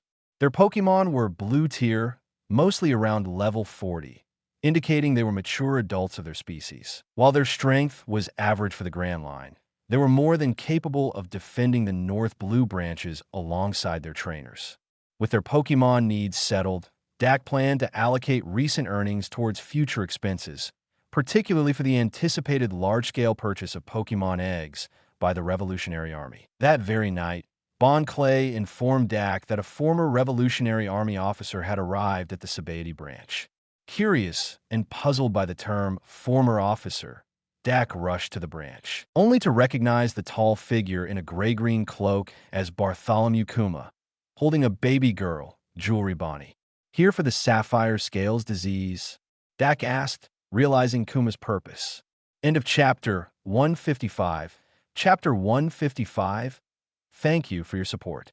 Yes, Kuma replied, slightly surprised but not shocked by Dak's question. Although he hadn't mentioned Bonnie's illness before, the Pokémon Alliance's capabilities and the mysterious Alliance leader's ability to destroy Mariehua stealthily made it unsurprising that Dak could identify Bonnie's condition at a glance. Dak fell silent, not because he was unwilling to help, but because he couldn't pinpoint the cause of the disease. Sapphire scale disease was an ailment where exposure to sunlight and moonlight caused the skin to gradually turn into blue scales. This disease was unheard of, even in the Pokémon world. If it were an abnormal status condition, a full heal could easily resolve it. "I'm willing to pay any price," Kuma said, thinking Dak's hesitation was due to concerns about payment. Kuma appeared rather disheveled from traveling with Bonnie, not looking particularly wealthy. "Let's give it a try first," Dak said, pondering for a moment before producing a vial of full heal.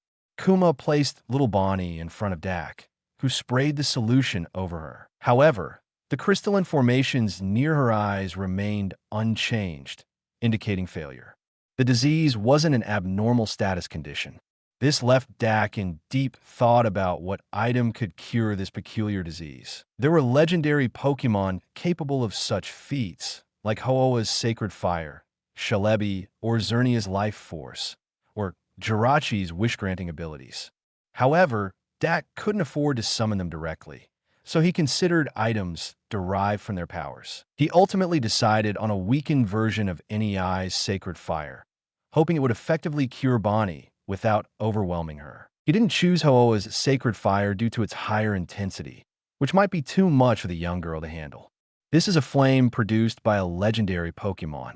It should theoretically eradicate the root cause of the disease. However, this is a precious item, comparable to something that could bring someone back from the dead, Dak explained as he summoned NEI's Sacred Fire. A gentle yellow flame appeared in Dak's hand, exuding warmth without any heat. Kuma placed the rubber stick in Bonnie's mouth to prevent her from biting her tongue in pain. "Hold her steady," Dak instructed, bringing the flame closer to Bonnie. To their relief, Bonnie responded positively to the flame, feeling comforted rather than pained. They watched as the crystalline formations around her eyes gradually dissolved. Dak continued to use the Sacred Fire on Bonnie, ensuring the disease was thoroughly eradicated. Take Bonnie to the Pokémon Center on Pokémon Island. Many skilled doctors from Drum Island are there to check her condition. For now, you can stay on the island and relax, Dak suggested, not entirely sure if the treatment was complete. He trusted the medical team on Pokémon Island to handle any remaining issues. Just as Dak finished with Kuma, Bon Clay contacted him. "What's going on?" "Rumors are spreading that the Beast Pirates are capturing our Pokémon and recruiting new trainers," Von Clay reported. "Probably a move by the world government. I'll have Robin check with Morgans." "No need to worry for now," Dak responded, immediately suspecting the source of the rumors. While it was plausible Kaido might covet Pokémon, given his fascination with strange animals and Zoan Devil fruits, Dak was more concerned with the potential disruption. "Sigh. If only I had Rayquaza," Dak mused after hanging up. With Rayquaza, he could confront Kaido with a similar level of power. However, Giratina couldn't maintain its origin from me outside its realm. He could purchase a platinum orb for 10,000 Poke coins, allowing Giratina to switch forms at will, but he couldn't justify the expense when Giratina's current form was already dominant. As Dak pondered his next moves, Robin reported back. The Beast Pirates were indeed hunting for Pokémon in the New World, but hadn't captured any yet, as Whitebeard's territory was the only area with Pokémon so far. Send Sceptile to handle Kaido. Lapras can assist against the calamities, Dak decided. While Sceptile alone might not be enough, Lapras could provide additional support, with Darkrai as a backup if necessary. Robin informed Zoro that I plan to establish a new store in Wano. He should select capable personnel, but I'll recruit locally as well, Dak instructed. By dealing with the beast pirates and Kurizumi Orochi, the samurai of Wano would likely be grateful. The next world is a secret database. End of chapter 156. Chapter 156. Dak is well aware of the situation in Wano country. The people here are living in dire straits. Being targeted by Kaido is unfortunate enough, but to also have to deal with an ambitious schemer like Kurizumi Orochi and a brainless ruler like Kazuki Oden is just too much.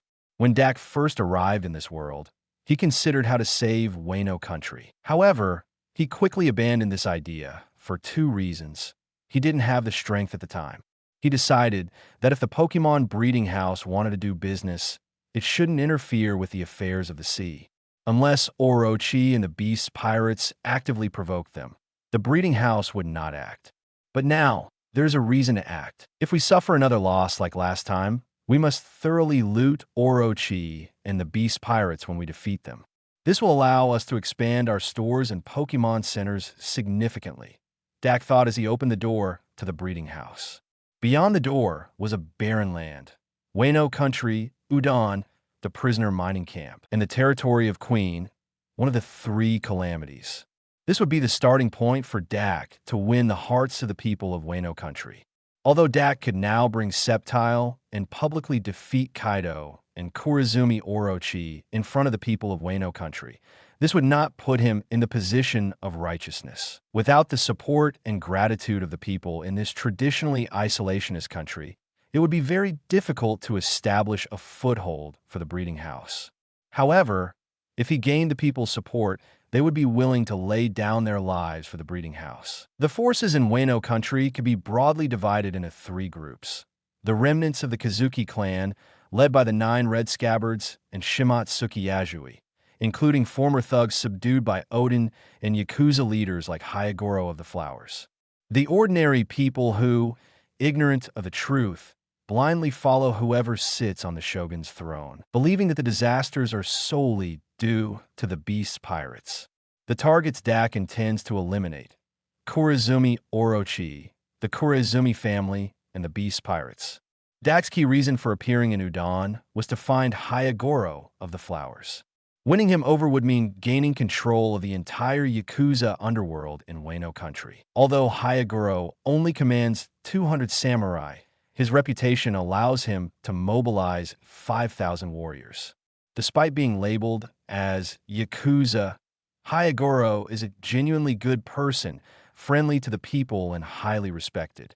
Even Oden admired him, and he was known as a chivalrous man in his youth. However, Hyagoro was imprisoned for refusing to submit to Kaido and Orochi. 10 years later, he becomes a shell of his former self, a coward prepared to die in prison until Luffy reignites his fighting spirit. Seeing hope, he joins the fight again. Hyagoro has only been imprisoned for 10 years, so he shouldn't be completely demoralized. He just needs to see hope. Dak mused, rubbing his neck. He opened a door in the air and stepped through it, disappearing. In the depths of a mining tunnel, an old man with a blue tuft of hair, wearing sunglasses, was chiseling at the rock face. "Have you given up?" a voice suddenly asked from behind, making Hyagoro of the Flowers pause. He turned to see a green-haired young man standing there. However, what caught Hyagoro's attention first was that this person had no chains or shackles on him. Not a prisoner. "Young man, you don't look like someone from the Beast Pirates," Hyagoro said calmly, adjusting his sunglasses. If it were him 10 years later, he might have been scared to the ground. But now, Hyagoro was not so easily intimidated. "He's the one who destroyed Kaido and Orochi," Dak said, patting the 2 Pokeballs on his belt. "Forget it," Hyagoro said, shaking his head after sizing up Dak. "I don't know how you got in, but you should leave before you're discovered. I'll keep watch outside for you. I can only do that much." Hyagoro walked out of the tunnel with his pickaxe, signaling Dak to leave. Dak didn't stop him, just watching him walk out and then looking around in confusion. At this moment, everyone in the prison was unconscious, whether prisoners or guards, all lying on the ground. "What is going on?" Hyagoro asked, dropping his pickaxe and turning to Dak in realization. "You didn't think I snuck in secretly, did you?" Dak spread his hands and pointed to the sky. "Sorry, but we walked in openly. Hyagoro followed Dak's finger to see a strange creature floating in the sky. The key point was that this creature's single eye was emitting a blue light, its hands stretched out as if using some ability. Considering that everyone around was still asleep, Hyagoro quickly guessed that the creature in the sky was the cause. "What is that?" "That's Darkrai. People on the sea call it the Nightmare God," Dak said, placing a hand on Hyagoro's shoulder with a smile. "Nightmare God," Hyagoro murmured, clenching his fists. From this day on, Wano Country, known for its superstitions, began to have its own god. Half an hour later, Kuri, Adamiyama. This used to be the territory of gangsters and bandits. Decades ago, these thugs were subdued by Odin and became retainers of the Kazuki family. Ashura Doji, one of the 9 red scabbards, is the leader here. Doji, despite his notorious past, is highly charismatic. Subdued by Odin, he returned to manage the bandits, ensuring they didn't cause trouble. After Odin's death, Ashura went into hiding, often ridiculing and criticizing the other retainers, but never submitting to Kurizumi, Orochi, or Kaido. He later died fighting to protect his comrades. If the breeding house could secure the support of Ashura and Hyagoro, Wano Country's breeding house branch would be the safest in the pirate world. Deep in Adamiyama, something significant was happening. "I said you're not allowed to go." Ashura, a man as fat as a sumo wrestler, pounded the table in anger, scolding the hundreds of warriors in front of him. These warriors had grown impatient and decided to attack Onigashima. However, Ashura believed in Toki's prophecy and insisted on waiting for Kinemon and the others to return. According to the original trajectory, Ashura failed to stop these warriors, resulting in their deaths and leading him to go into hiding under the alias Shitemru, forming the Adamiyama Thieves. But Ashura, one warrior began to protest when a voice came from below the mountain. "Why don't you come with us?" it said. Everyone turned to see 3 figures, tall, medium, and short, approaching. "Who are you?" Ashura demanded, drawing his massive sword. "Since you sincerely asked, Dak started to answer instinctively, but quickly corrected himself, adopting a serious expression. "Ashura, it's been a while." Hyagoro of the Flowers stepped forward to steady the situation. "Who is it?" "Don't know. So small." "Wait, look at his tattoos. Could it be Uncle Hyagoro?" The hundreds of warriors, including Ashura Doji, were shocked. "Wasn't Hyagoro killed by Orochi and Kaido 10 years ago?" "Haha, didn't expect to see you here, Ashura," said a tall figure behind Dak and Hyagoro, adjusting a straw hat to reveal a face with greenish-blue markings. Kawamatsu. End of Chapter 157.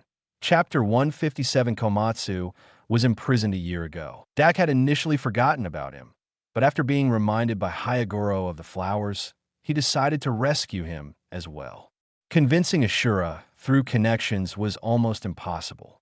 Ashura only listened to those stronger than himself. To gain his respect and acknowledgement, one needed to be not only strong, but also possess a sense of righteousness. This was true for everyone except Odin, such as Kaido. Due to Oda's portrayal, Odin was depicted as a character that brought others down in intelligence, with a very impressive personal resume. Born with extraordinary strength, by age 0, he was throwing his nursemaid at age 6, visiting brothels at 15, grabbing women in monasteries to build a harem, and by 18, traveling Wano Country, gathering the 9 red scabbards and a host of retainers. Given such an inflated background, Dak faced similar skepticism from Ashura. Even though Hyagoro and Kawamatsu were willing to believe in Dak's ability to deal with Orochi and Kaido, Ashura was not so easily convinced. He did not think much of Dak's seemingly frail figure. Hyagoro and Kawamatsu had similar doubts before witnessing Darkray's power. They believed that such a powerful creature obeying Dak indicated Dak's greater strength. However, Dak himself wasn't as formidable physically, but as a trainer, he was unmatched. Feeling a bit awkward, Dak decided that it was time to invest in strengthening himself. "Sceptile, please convince him," Dak said, releasing Sceptile from its pokeball. Sceptile emerged and cracked its neck, facing Ashura. The warriors were all stunned by the sudden appearance of the green creature, including Hyagoro and Kawamatsu, who recognized that it was no ordinary being akin to the nightmare god. "Are you mocking me?" Ashura fumed. "Sceptile," Dax said. Sceptile nodded, acknowledging that it did indeed look down on Ashura. In Sceptile's sharp eyes, Ashura's combat ability was only about 70% of Mihawk's. Before Ashura could continue his rant, Sceptile struck. A flash of lightning followed by a barrage of attacks left Ashura bewildered and defeated within 15 seconds. "What?" Ashura stared at his broken sword, speechless. He had never encountered such overwhelming power, not even from Odin or Kaido. "He's Sceptile, known as the wood leaf god on the sea," Dak explained to Hyaguro and Kawamatsu, further adding to the lore of Wano country. "Now you know our Pokémon Alliance has the power to crush Orochi and the Beast Pirate's tyranny," Dak proclaimed, addressing the warriors. He needed to speak words that would resonate with the samurai. "Today, Wano country is in dire straits. You know better than I do the state of the lands outside the flower capital. Ordinary citizens don't know the truth and lack the means to resist. In such times, samurai must stand up and fight back, like the dragon-slaying Samurai Ryuma, who faced the dragon's threat without fear and saved the land from destruction. If samurai of the past could slay a dragon, why can't the samurai of today cut off Kaido's head? If even samurai run away now, who else will stand up?" Dak took a step forward, his passionate speech moving many warriors to tears. "But can we really do it? We can't defeat Kaido. We're willing to fight, we're not afraid to die, but we don't want to die in vain. The samurai were not afraid of battle, only of meaningless combat without results. Your fight is a necessary one," Dak declared. "If you don't understand that, how can you call yourself samurai? Don't think about the outcome. Do you have any other path besides fighting?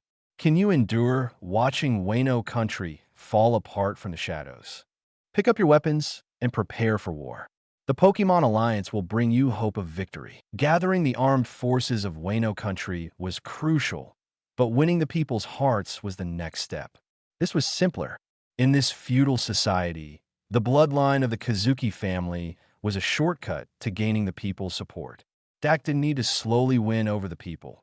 He just needed to make a deal with Hiyori. At 16, Hiyori was known as Kamurasaki, a famous courtesan in the flower capital, but she was secretly under the protection of Denjiro, one of the 9 red scabbards.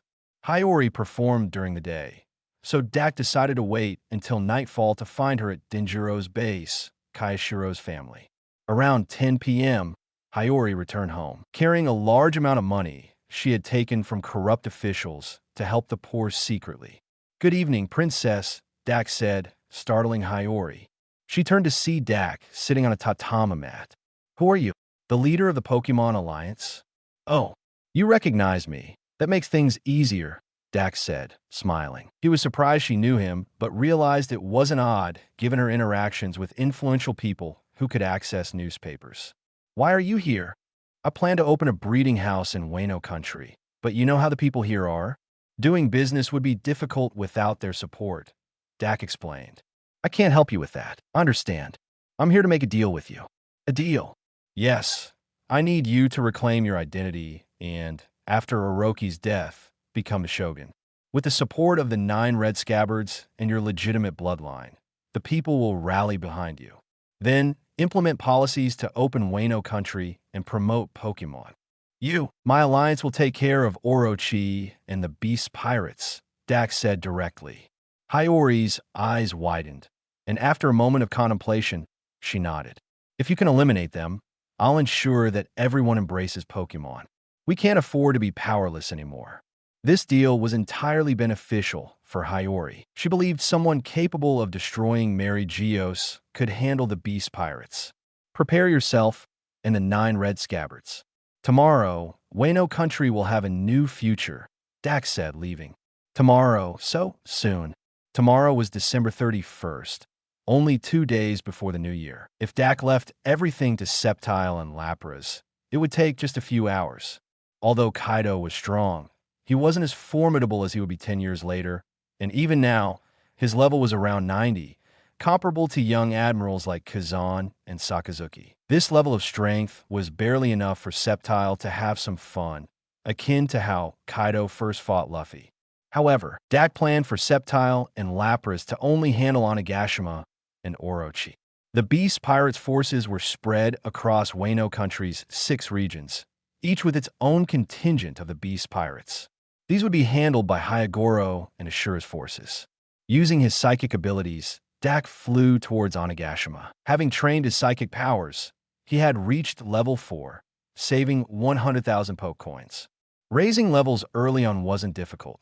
Later on, it would be easier to spend money to level up. Dak's physical attributes had also improved to level 5 through daily tasks and training, comparable to Luffy's physique during the Summit War. 158. Chapter 158. The battle in Wano Country raged on throughout the night, causing quite a stir. Most of the commotion occurred in the 5 regions outside the flower capital. The appearance and participation of Hyogoro of the Flowers, Ashura, and the other samurai attracted a lot of attention.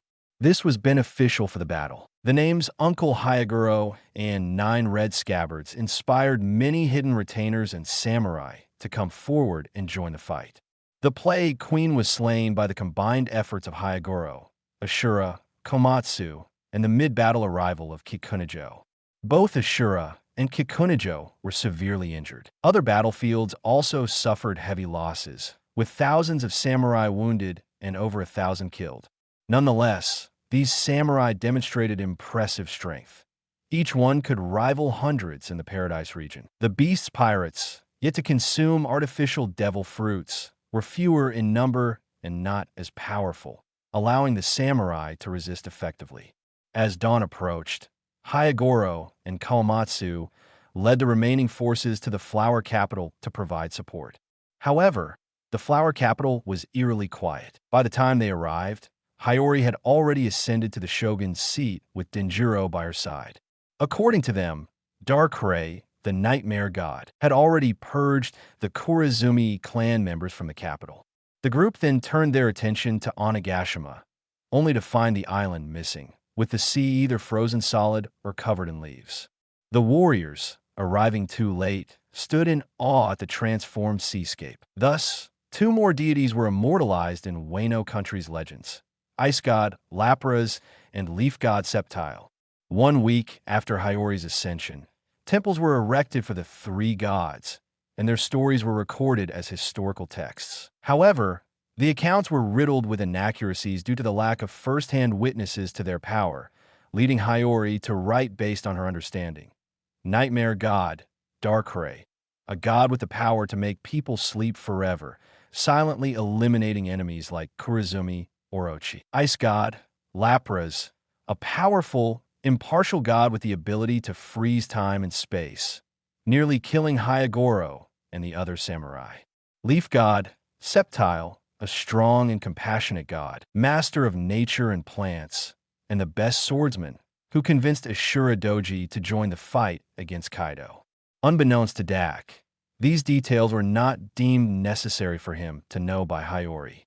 Subsequently, whenever Lapras visited Wano, it was avoided by the people, leading to its occasional bouts of crying into Dak's lap. Sceptile, on the other hand, was revered as the highest Thorai, surpassing even Ryuma, adored by the people and frequently adorned with flowers and berries, much to its annoyance.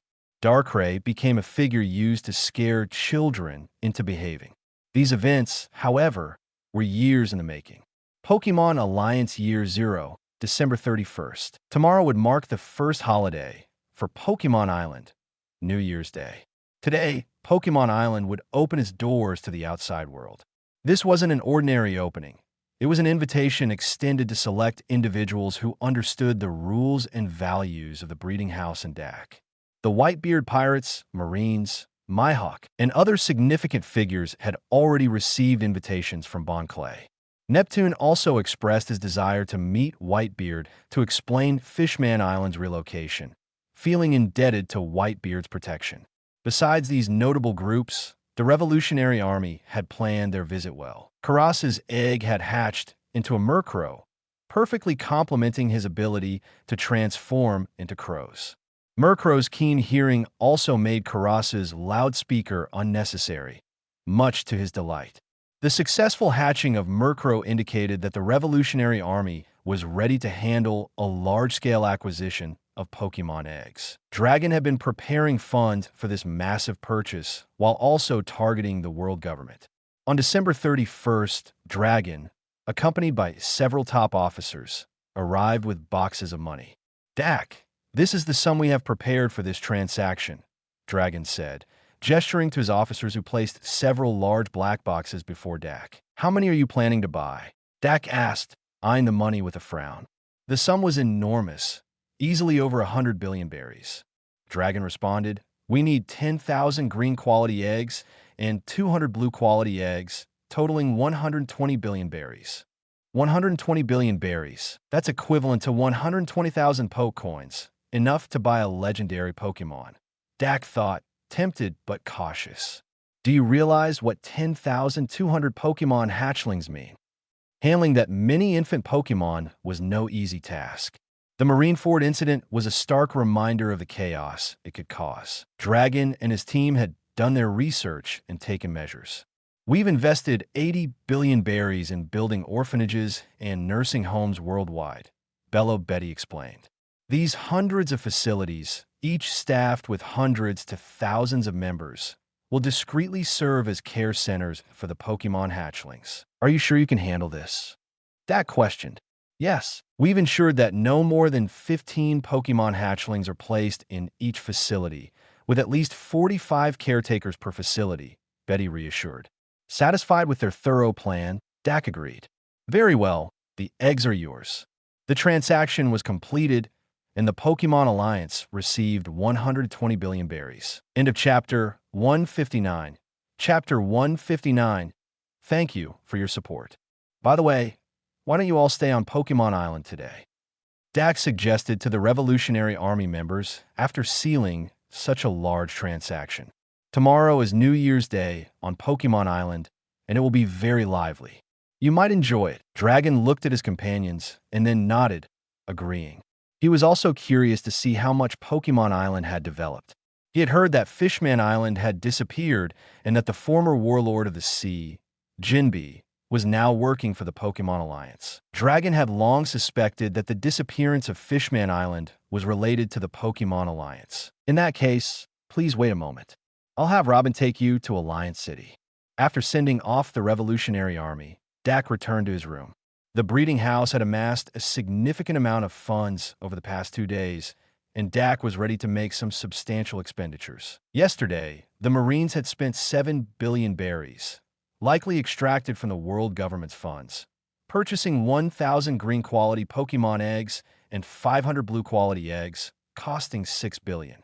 Another billion was used to buy Pokeballs and various consumables. They seem to have developed their own food substitutes, so they no longer needed to buy food from the breeding house. The remaining income came from the business over the past 2 or 3 days from various outlets, totaling another billion berries.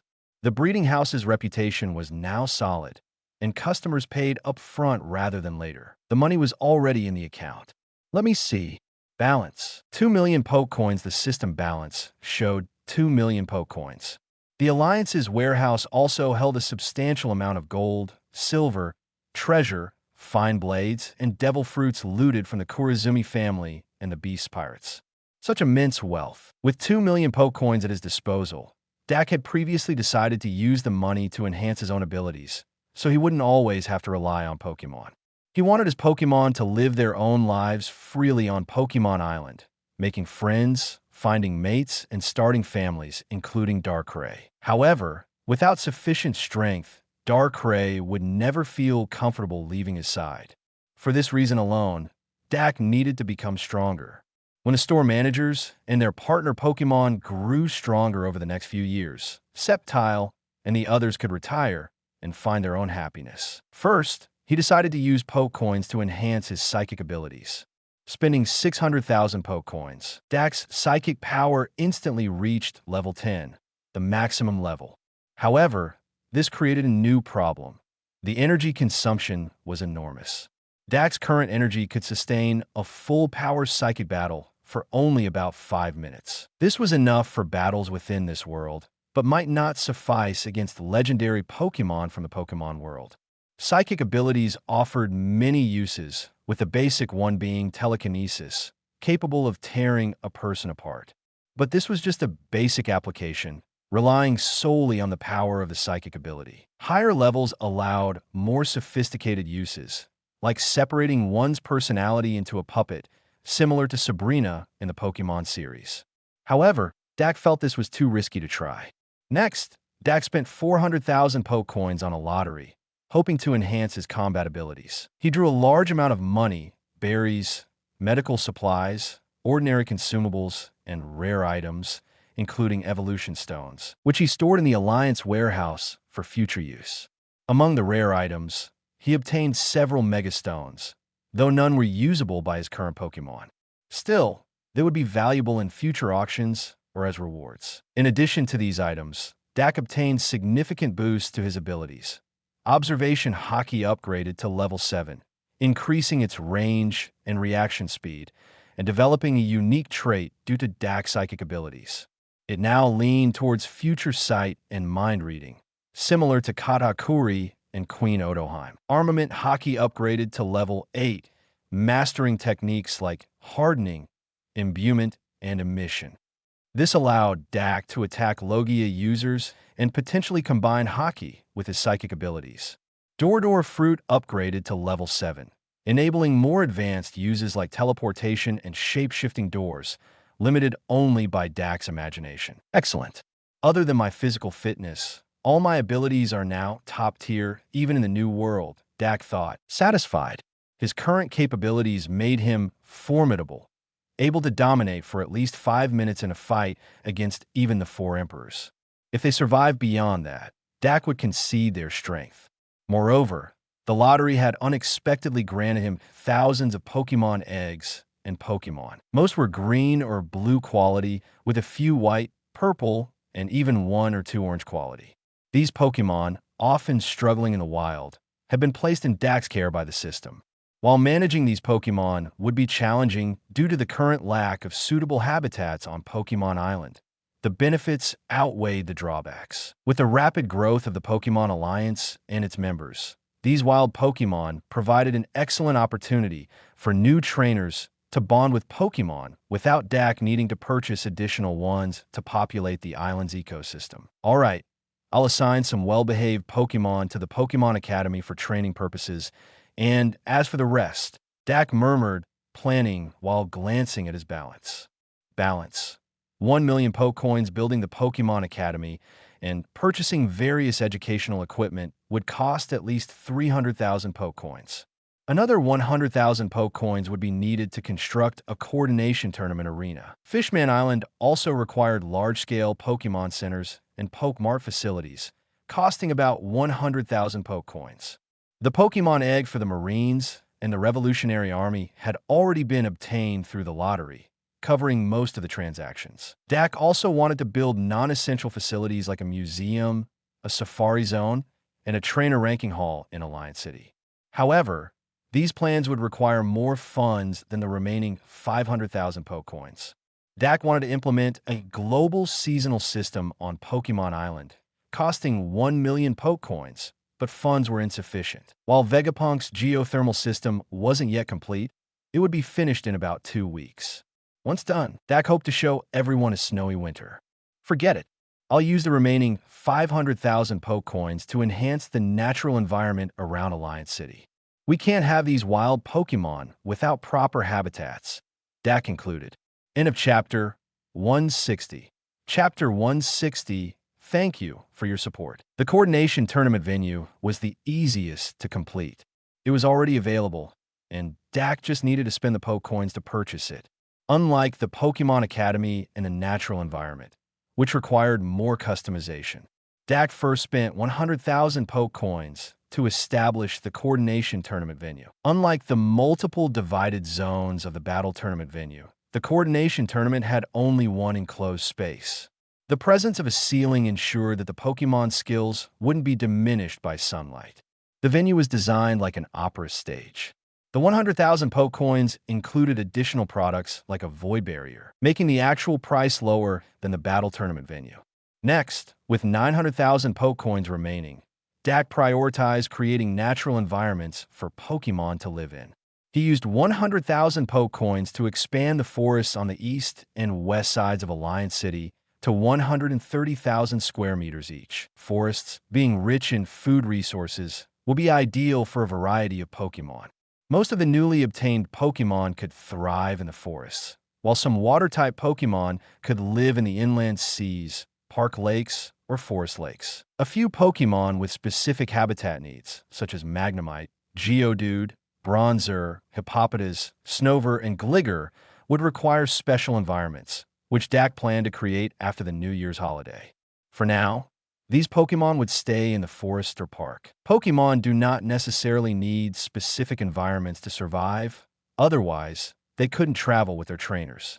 However, wild Pokemon would naturally prefer comfortable habitats. There shouldn't be much chaos since the previously introduced groups, like Zangoose and Braviary, had adapted well.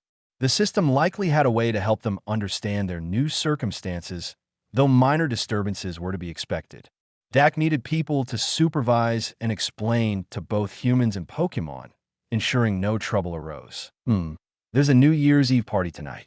I'll stop for now, Dak said, looking at the time. It was almost evening, and the New Year's Eve party was about to start.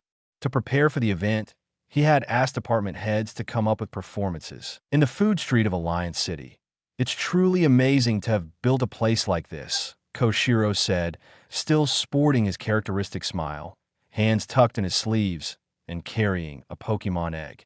Next to him were his prized disciple and his obedient daughter. He glanced again at his surroundings, confirming only Quina was with him. Father, there's no need to look. Zoro has wandered off again, Quina said, holding a stick of candied fruit. Zoro had an uncanny ability to get lost, so much so that even Quina and Kushru hadn't noticed his disappearance. Looking at the steadfast Poniard standing nearby, Quina reflected on the incredible progress Pokemon made. In just over a month since Poniard joined Ishin Dojo, he had grown to the level of sparring evenly with them. Although she had seen Poniard use its moves like Quick Attack, when she almost fell from the attic, Quina realized how hard it was to match Poniard's speed.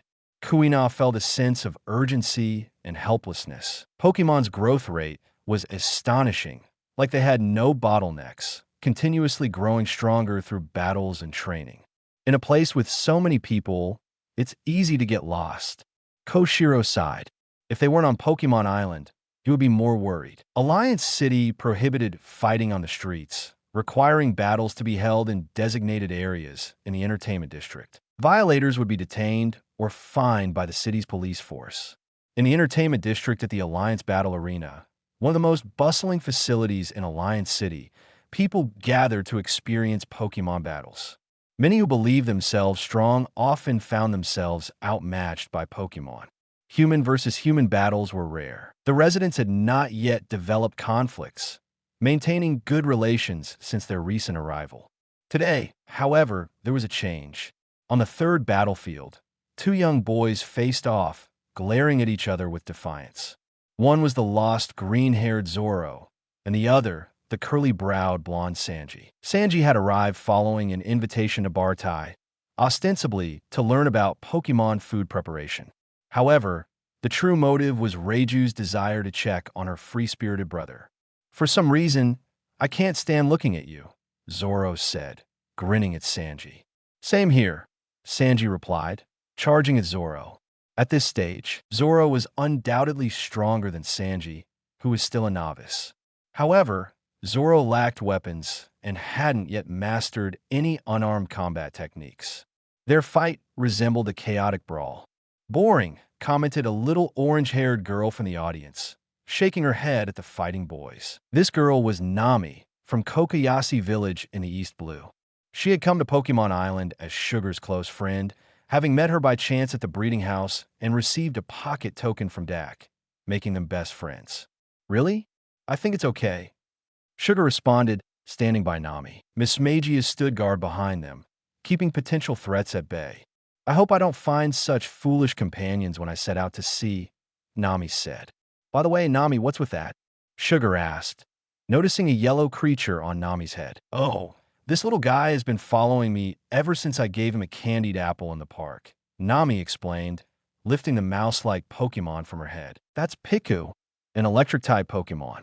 So cute, Sugar said, gently petting Piku's ears. She had learned a lot about Pokémon, preparing herself for her future role in the security department. What should I do if he keeps following me? Nami asked. Ask if he wants to be your Pokémon. If he agrees, you can take him with you and become his trainer. But I don't have money, Nami said, concerned. You don't need money. He's a wild Pokémon from Pokémon Island, not from the breeding house. Really? Nami asked, relieved to know there was another way to obtain a Pokémon. She had been saving money with Nojiko to buy a Pokémon egg for Belmere. This alternative made things easier, though it seemed exclusive to residents of Pokémon Island. Piku, would you like to be my Pokémon? Nami asked.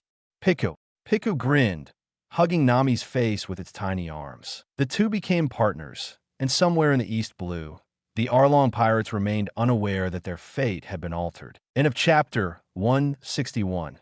Chapter 161. Thank you for your support. December 31st, 8 p.m. The New Year's Eve Gala, also known as the Cross-Year Gala, begins at 8 p.m. at the Contest Hall in Alliance City. Every screen within Alliance City can live broadcast the gala programs from the Contest Hall. Couples can enjoy a candlelight dinner while watching the TV. Families can sit on the lawn in the park, watching the central screen provided by the park. Even citizens far away in Fishman City can watch it. At this very moment, despite the hustle and bustle of Alliance City, it fell silent at 8 p.m. Everyone wanted to see how Alliance City would change from this moment on, and Dak wouldn't let them down. At the stroke of 8, a whistling sound began to echo throughout Alliance City. Round after round of fireworks were launched from various parts of the city, continuously shooting into the sky. The colorful fireworks lit up the dark night and added a touch of festivity to Alliance City. The people of the pirate world had never seen such a spectacle. Looking at the fireworks of various colors in the sky, everyone's eyes were filled with bright flashes. Bringing everyone here is one of the best decisions I've ever made in my life, Neptune murmured, sitting on the rooftop terrace of a restaurant on Leisure Street. I can see that. Next to him, Newgate nodded, took a sip from his oversized goblet, and looked at the people strolling down the street. He couldn't help but sigh. Such peaceful scenes were rare on the sea.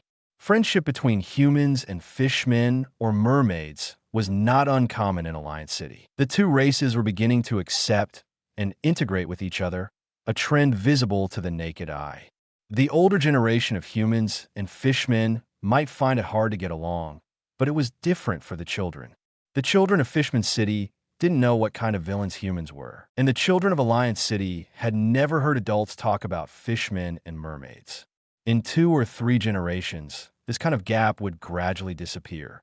Combined with the presence of Pokémon, one day, Alliance City would become a version of Big Mom's Tato Land. Only it would be the supreme luxury version, with the ultimate happiness and peace. Speaking of which, let me tell you a secret. Neptune's face had turned red. He glanced at his old friend and said, "What?" It seems that the Alliance leader plans to increase the number of first-year students at the Pokémon Academy. As the mayor of Pokémon Island, Neptune naturally knew about such things. In the past, there weren't enough people to serve as teachers, but now it's different. Many scholars who used to be teachers have joined the Pokémon Alliance. Now, the education department led by Alvia is holding meetings and discussions every day. Neptune looked up at the various fireworks in the sky and couldn't help but say, "Look over there." Newgate followed Neptune's direction. Before his eyes reached the target location, the crackling sound of firecrackers had already started. Along with it, some oddly shaped lions and dragons emerged from the streets, accompanied by people beating gongs and drums, doing who knows what. The Alliance leader said that this is called lion-dragon dancing, which might become a tradition on Pokémon Island.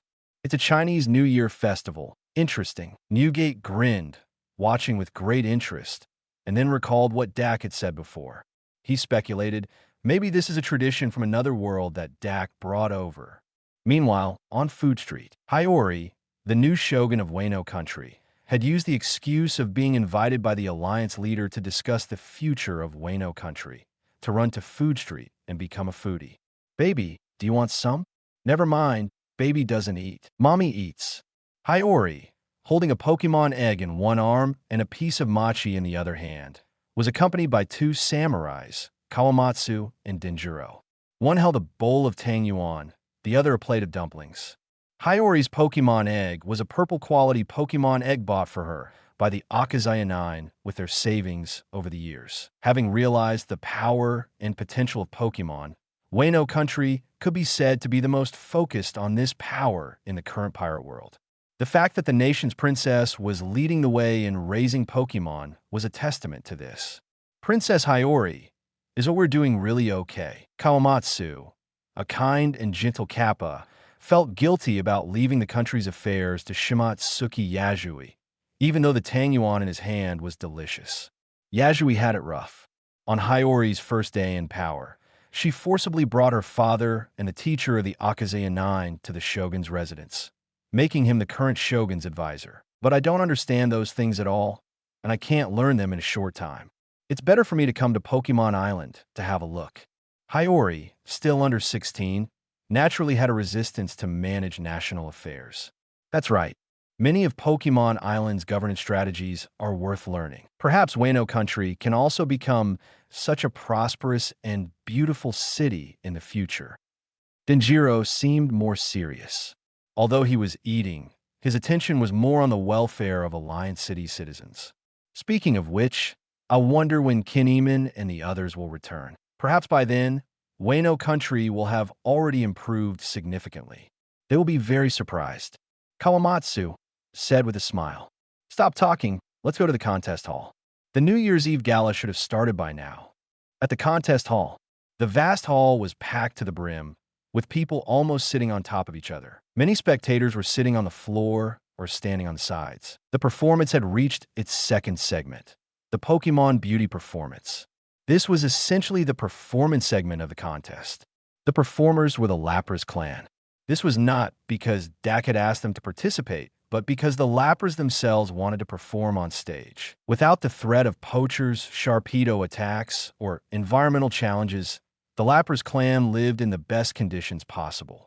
Without hardships or troubles, they were now almost idle all day, becoming the social butterflies of the inland seas. They were so idle that they actively requested to perform, wanting to show off to everyone on Pokémon Island.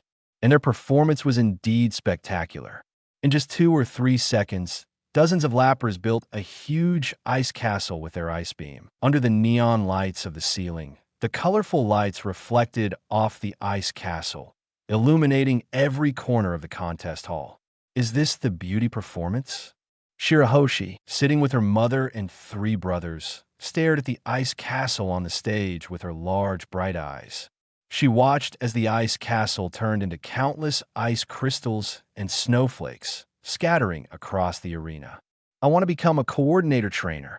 Shirahoshi clenched her small fists. She had already decided to ask Gyarados and Milotic to become her partners and travel together. Thanks to the Lapras clan for their gorgeous performance. Next, we have a Pokémon drama battle through the heavens, the divorce episode brought to you by the magical breeding house. I had quite the fun with that novel. The host, dressed in a black and pink gothic dress, was Perona. Perona now had her own Pokémon, a Stufful, which she named Kamashi. As the head of the judging department and future chief judge of various competitions, Perona needed to start building her confidence and experience in speaking in public. That's why she was chosen as the host for the New Year's Eve Gala. The program quickly began. Gardevoir, playing Nalan Yinran, soon arrived with her bodyguard Bellamy to call off the engagement. The enraged Xiao Zhan, played by Tesoro, shouted. At the critical moment, the protagonist Jin, Xiao Yin, holding Miss Smagius, Xiao Sunner, burst out and roared. 30 years on the east side of the river, 30 years on the west side of the river. Don't bully the poor youth. The 3-year agreement was thus set. The entire venue erupted. Oh, oh, oh, oh. Well done, Xiao Yin. Drive her out. I think Nalan Yinran is asking for trouble. Applause echoed throughout the venue, with everyone enthusiastically cheering. Watching all this from backstage, Dak nodded. This lively scene was exactly what he wanted. It was hard to see such scenes in the past life. With everyone having mobile phones and computers, the programs on the New Year's Eve gala were always the same, with the popularity declining year by year. It was rare to see everyone gathered together, immersed in a TV program. But on Pokémon Island, it was clearly different, as mobile phones had not yet been invented here. Not to mention mobile phones, concepts like novels, games, music, and others were still in a very primitive stage, all waiting to be developed. Alliance City streets were still filled with singing and dancing. The pirate world naturally didn't lack people who could throw a party. Dumplings, tang yuan, mochi, and other foods had also become deeply rooted in people's hearts. Many clever street food vendors had learned to make them. The concept of Pokémon gorgeous performances was also instilled into people's minds through this gala. Finally, Dak announced the next festival for Pokémon Island, Spring Festival, and the expansion of Pokémon Academy, from the original 50 students to 200. Each student trainer paired with a Pokémon partner, making a total of 400 students. 50 students per class, divided into 8 classes. Into this chapter 162. Chapter 162. Thank you for your support. Alliance Calendar Year 1, January 1st. Although it was supposed to be a holiday for New Year's Day, Dak had no time to rest. With a sudden influx of Pokémon on Pokémon Island, Dak needed to create a habitat suitable for various attributes and environments for these creatures. This area would also constitute the Safari Zone of Alliance City. The system balance is still 900,000 coins, but only 400,000 of them can be used to remodel the terrain. Dak glanced at the system balance. With 400,000 coins, he could remodel up to 400,000 square meters of the environment. This area was more than enough for the current Pokémon to survive, but it was not sufficient for a safari zone in Alliance City. Thus, Dak thought of another method. Like Fishman Island, he decided to have Giratina drag an uninhabited island over and then use the 400,000 coins to remodel part of the terrain on the island, which would save a lot of money. There were many uninhabited islands in the pirate world, especially in the Calm Belt, which was filled with such islands. Most of these islands were small in scale, making them very suitable for use as a safari zone. However, there was a problem. Although these islands were uninhabited by humans, they were filled with dangerous flora and fauna that needed to be cleared, leaving only the weakest creatures. The 48 Seasons Island, where Luffy trained with Rayleigh, was a typical example in the Calm Belt. That day, Dak, along with Darkrai, spent hours selecting islands in the Calm Belt. After about 3 hours, Dak settled on a small island located in the Calm Belt between the New World and the North Blue. This island was quite special.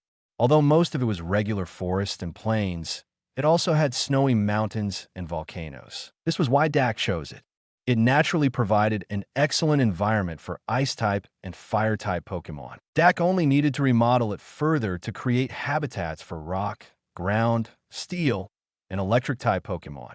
After a simple processing and cleaning of the island, Dak had Giratina drag it into Pokémon Island. As for where the island would be placed, it couldn't be in the urban area of Alliance City or its suburbs. Instead, it was placed in the inland sea north of the Alliance base. With the island already featuring snowy mountains and volcanoes, Dak used the 400,000 coins to create a massive rocky mountain range with various high-concentration minerals and an electromagnetic field to meet the survival needs of the aforementioned Pokémon. Thus, the Alliance City Safari Zone was created. After spending a week transferring the Pokémon and letting them adapt to the rules of the Safari Zone, it would be ready to open. The sudden appearance of the Safari Zone was unknown to the humans living in Alliance City. However, it caused quite a stir among the Fishman City residents preparing to return. But recalling how Fishman Island was integrated into Pokémon Island, they weren't too surprised. It must have been the Dark God pulling in another island. They were curious about the purpose of the Safari Zone, seeing no signs of human survivors on the island from afar. But since Dak hadn't said anything, they didn't dare to investigate the island, merely observing from a distance before leaving. New Year's Day remained very lively, though it was slightly less so compared to the previous night's New Year's Eve. People were confused about what to do on New Year's Day. as they had never celebrated such a holiday before. Perhaps in the future, Pokémon Island would develop unique New Year's traditions, but that would take at least a decade. Brillu Kacha at that moment. Just as Dak had finished setting up the Safari Zone, a call came in from Bon Clay. Hello, Bon. Dak, more and more countries want our alliance's protection. Many countries around the world have sent representatives to the nearest Pokémon branch. Bon Clay was now a major player on the seas, especially in the Sabati Archipelago, where he was the branch manager. Now, whether the Sabati Archipelago was in chaos or not was up to Bon Clay. I don't have time to deal with them now. Pokémon Island is also very busy. The Pokémon Academy isn't even ready yet. Let them wait. Also, tell them that the Pokémon Alliance won't protect them like the world government. We have our own principles. If they can't accept that, they should leave. Dak looked down on most former world government member countries. Most of them were class-based societies, where the oppression of commoners was common, and the nobility monopolized most of the country's assets, making it impossible for the people to afford to raise Pokémon and children. Such countries either already had the Revolutionary Army secretly stationed or would soon be targeted by them. All right, Tesoro seems to have his own views on this matter. I think they're good. If you have time, discuss it with him. Okay. The call ended. Dak noted this down. After Bon Clay mentioned the outside countries, Dak remembered that the Pokémon Alliance's development in the pirate world also needed to keep pace. Simply opening breeding house branches was not enough. Pokémon centers and battle clubs needed to be established, and also alliance gyms. Speaking of which, Tom and Iceboy Sea Train project should be almost finished. Dak thought at most another month. Tom and Iceboy would be done, and the engineering department could start to shine.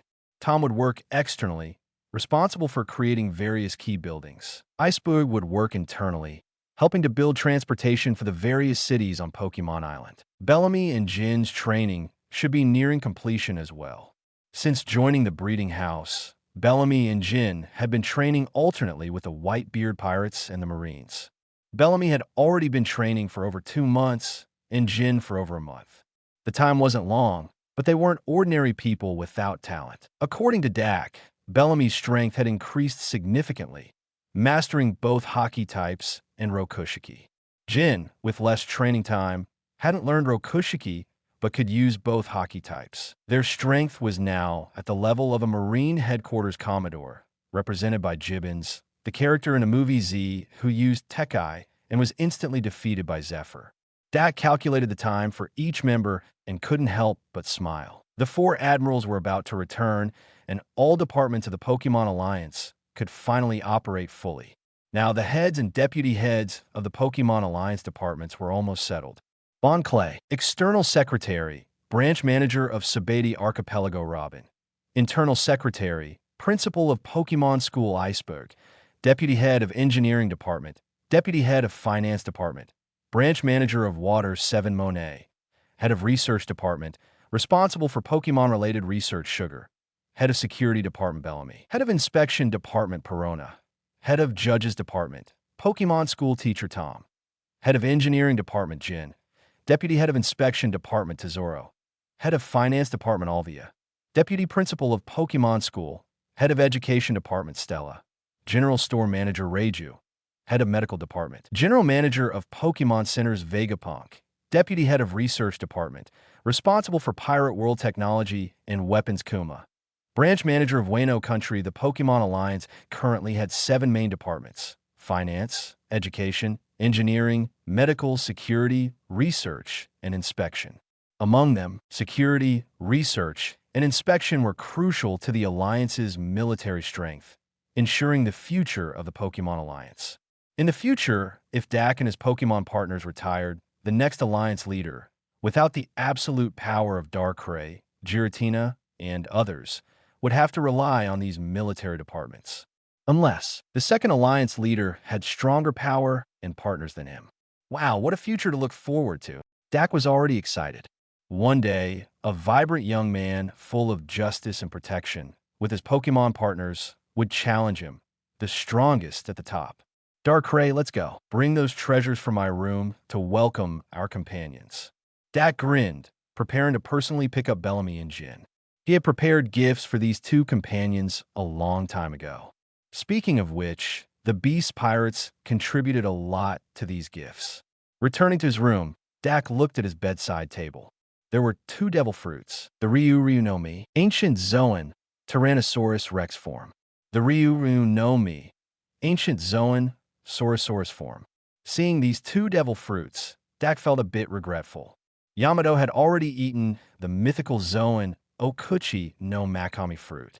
Otherwise, Dak had thought of giving this devil fruit to Bellamy. In the end, not only did he not get that devil fruit, but Yamato, who ate it, also didn't plan to join the Pokémon Alliance, intending to stay in Wano country to protect it like Odin. End of Chapter 163. Chapter 163. Thank you for your support. When it comes to the strongest dinosaur on land, opinions may vary. However, it is undeniable that the Tyrannosaurus Rex and the Saurosaurus rank among the top 5. Though these two devil fruits are ancient Zoans, who said ancient Zoans aren't strong.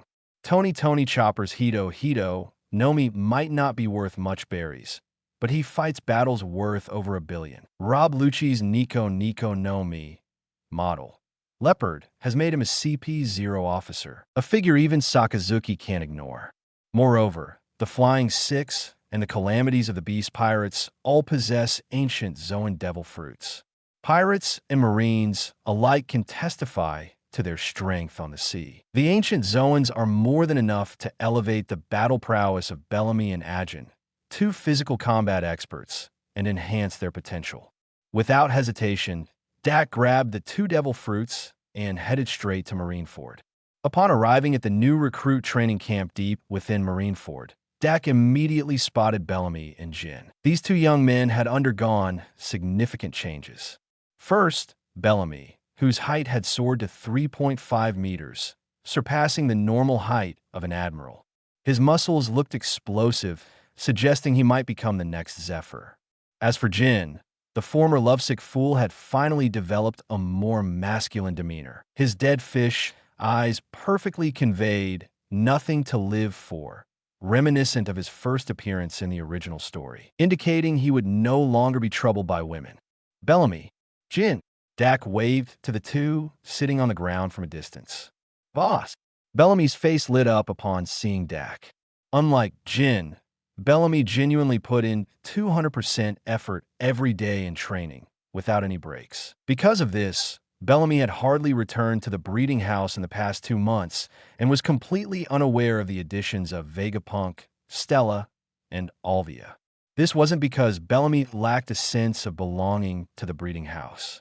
He knew how much Dak expected from him. When he left this training camp, he would be like a general of the Pokémon Alliance, a figure of immense authority.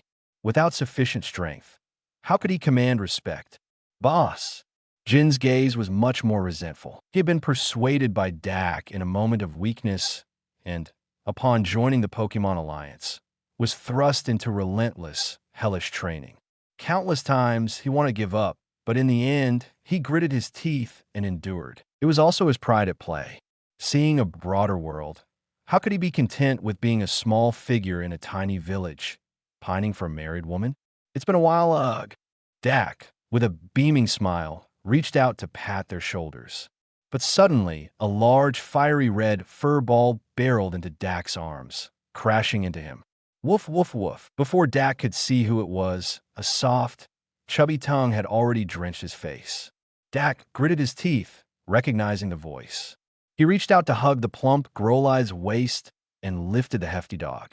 Feeling Growlithe's weight, Dak couldn't help but reminisce. The once mischievous little rascal had grown so big. A normal Growlithe stood at 0.7 meters. But now, this Growlithe stood at 1.5 meters, more than twice the average height, and it was still only 3 months old.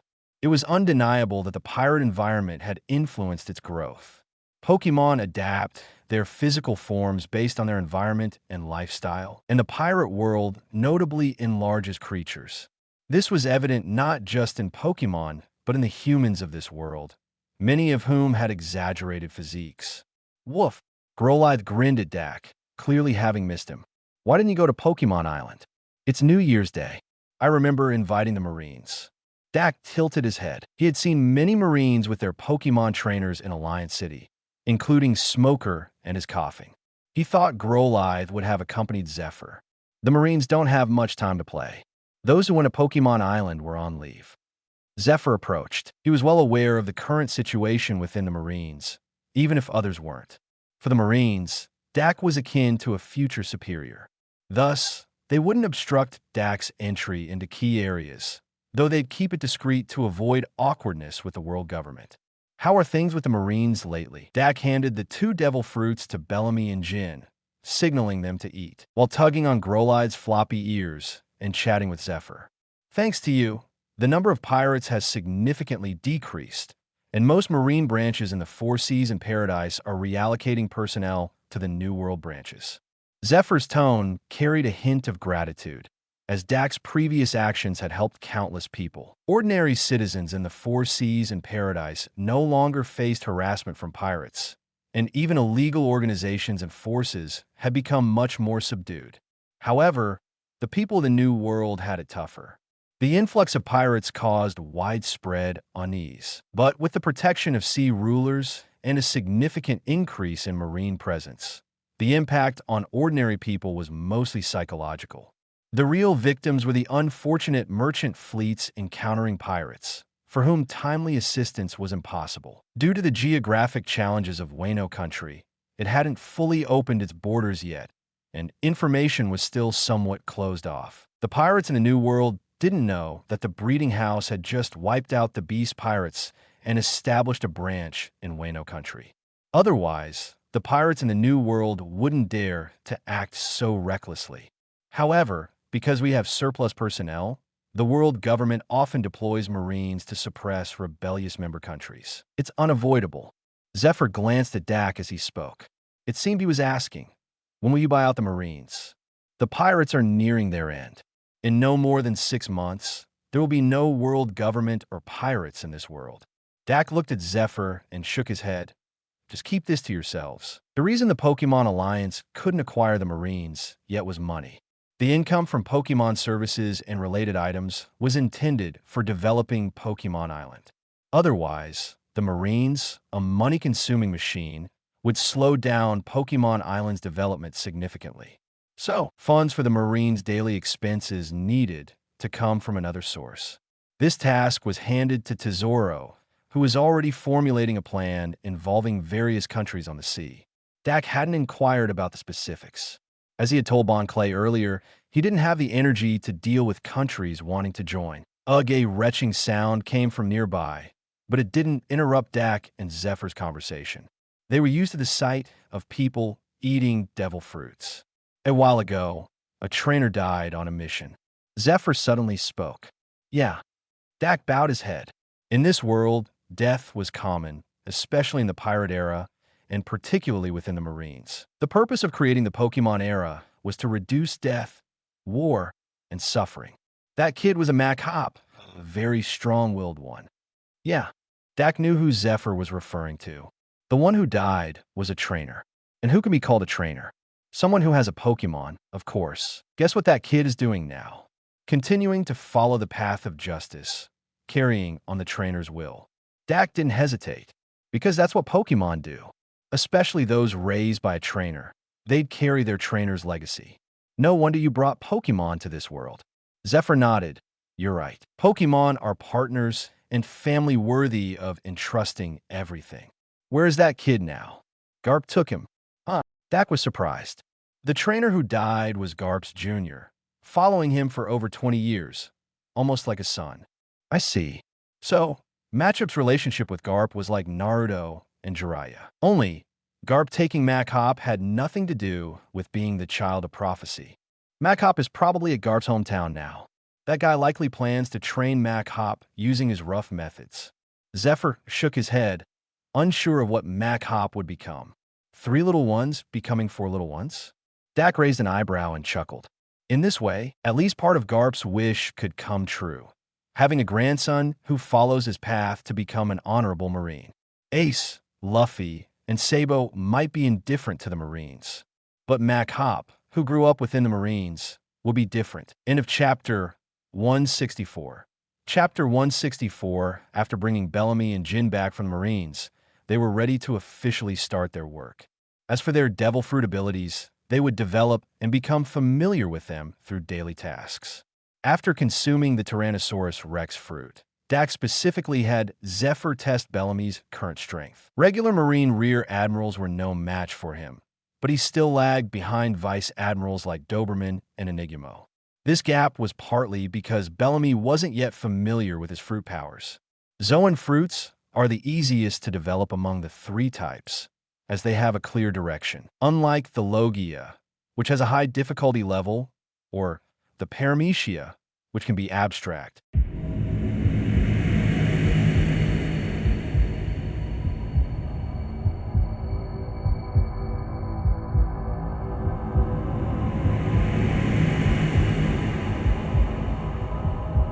No more novels? Take part in the voting. The most requested novels and those with the most likes will be chosen for publication on euroaudiobooks.com. There, I can upload as much as I want without the risk of receiving a strike. Our 18 novels and other content that exceed what is morally acceptable are only published on Patreon or the free novels page. Remember, the site is funded by donations on Ko-fi and Patreon memberships.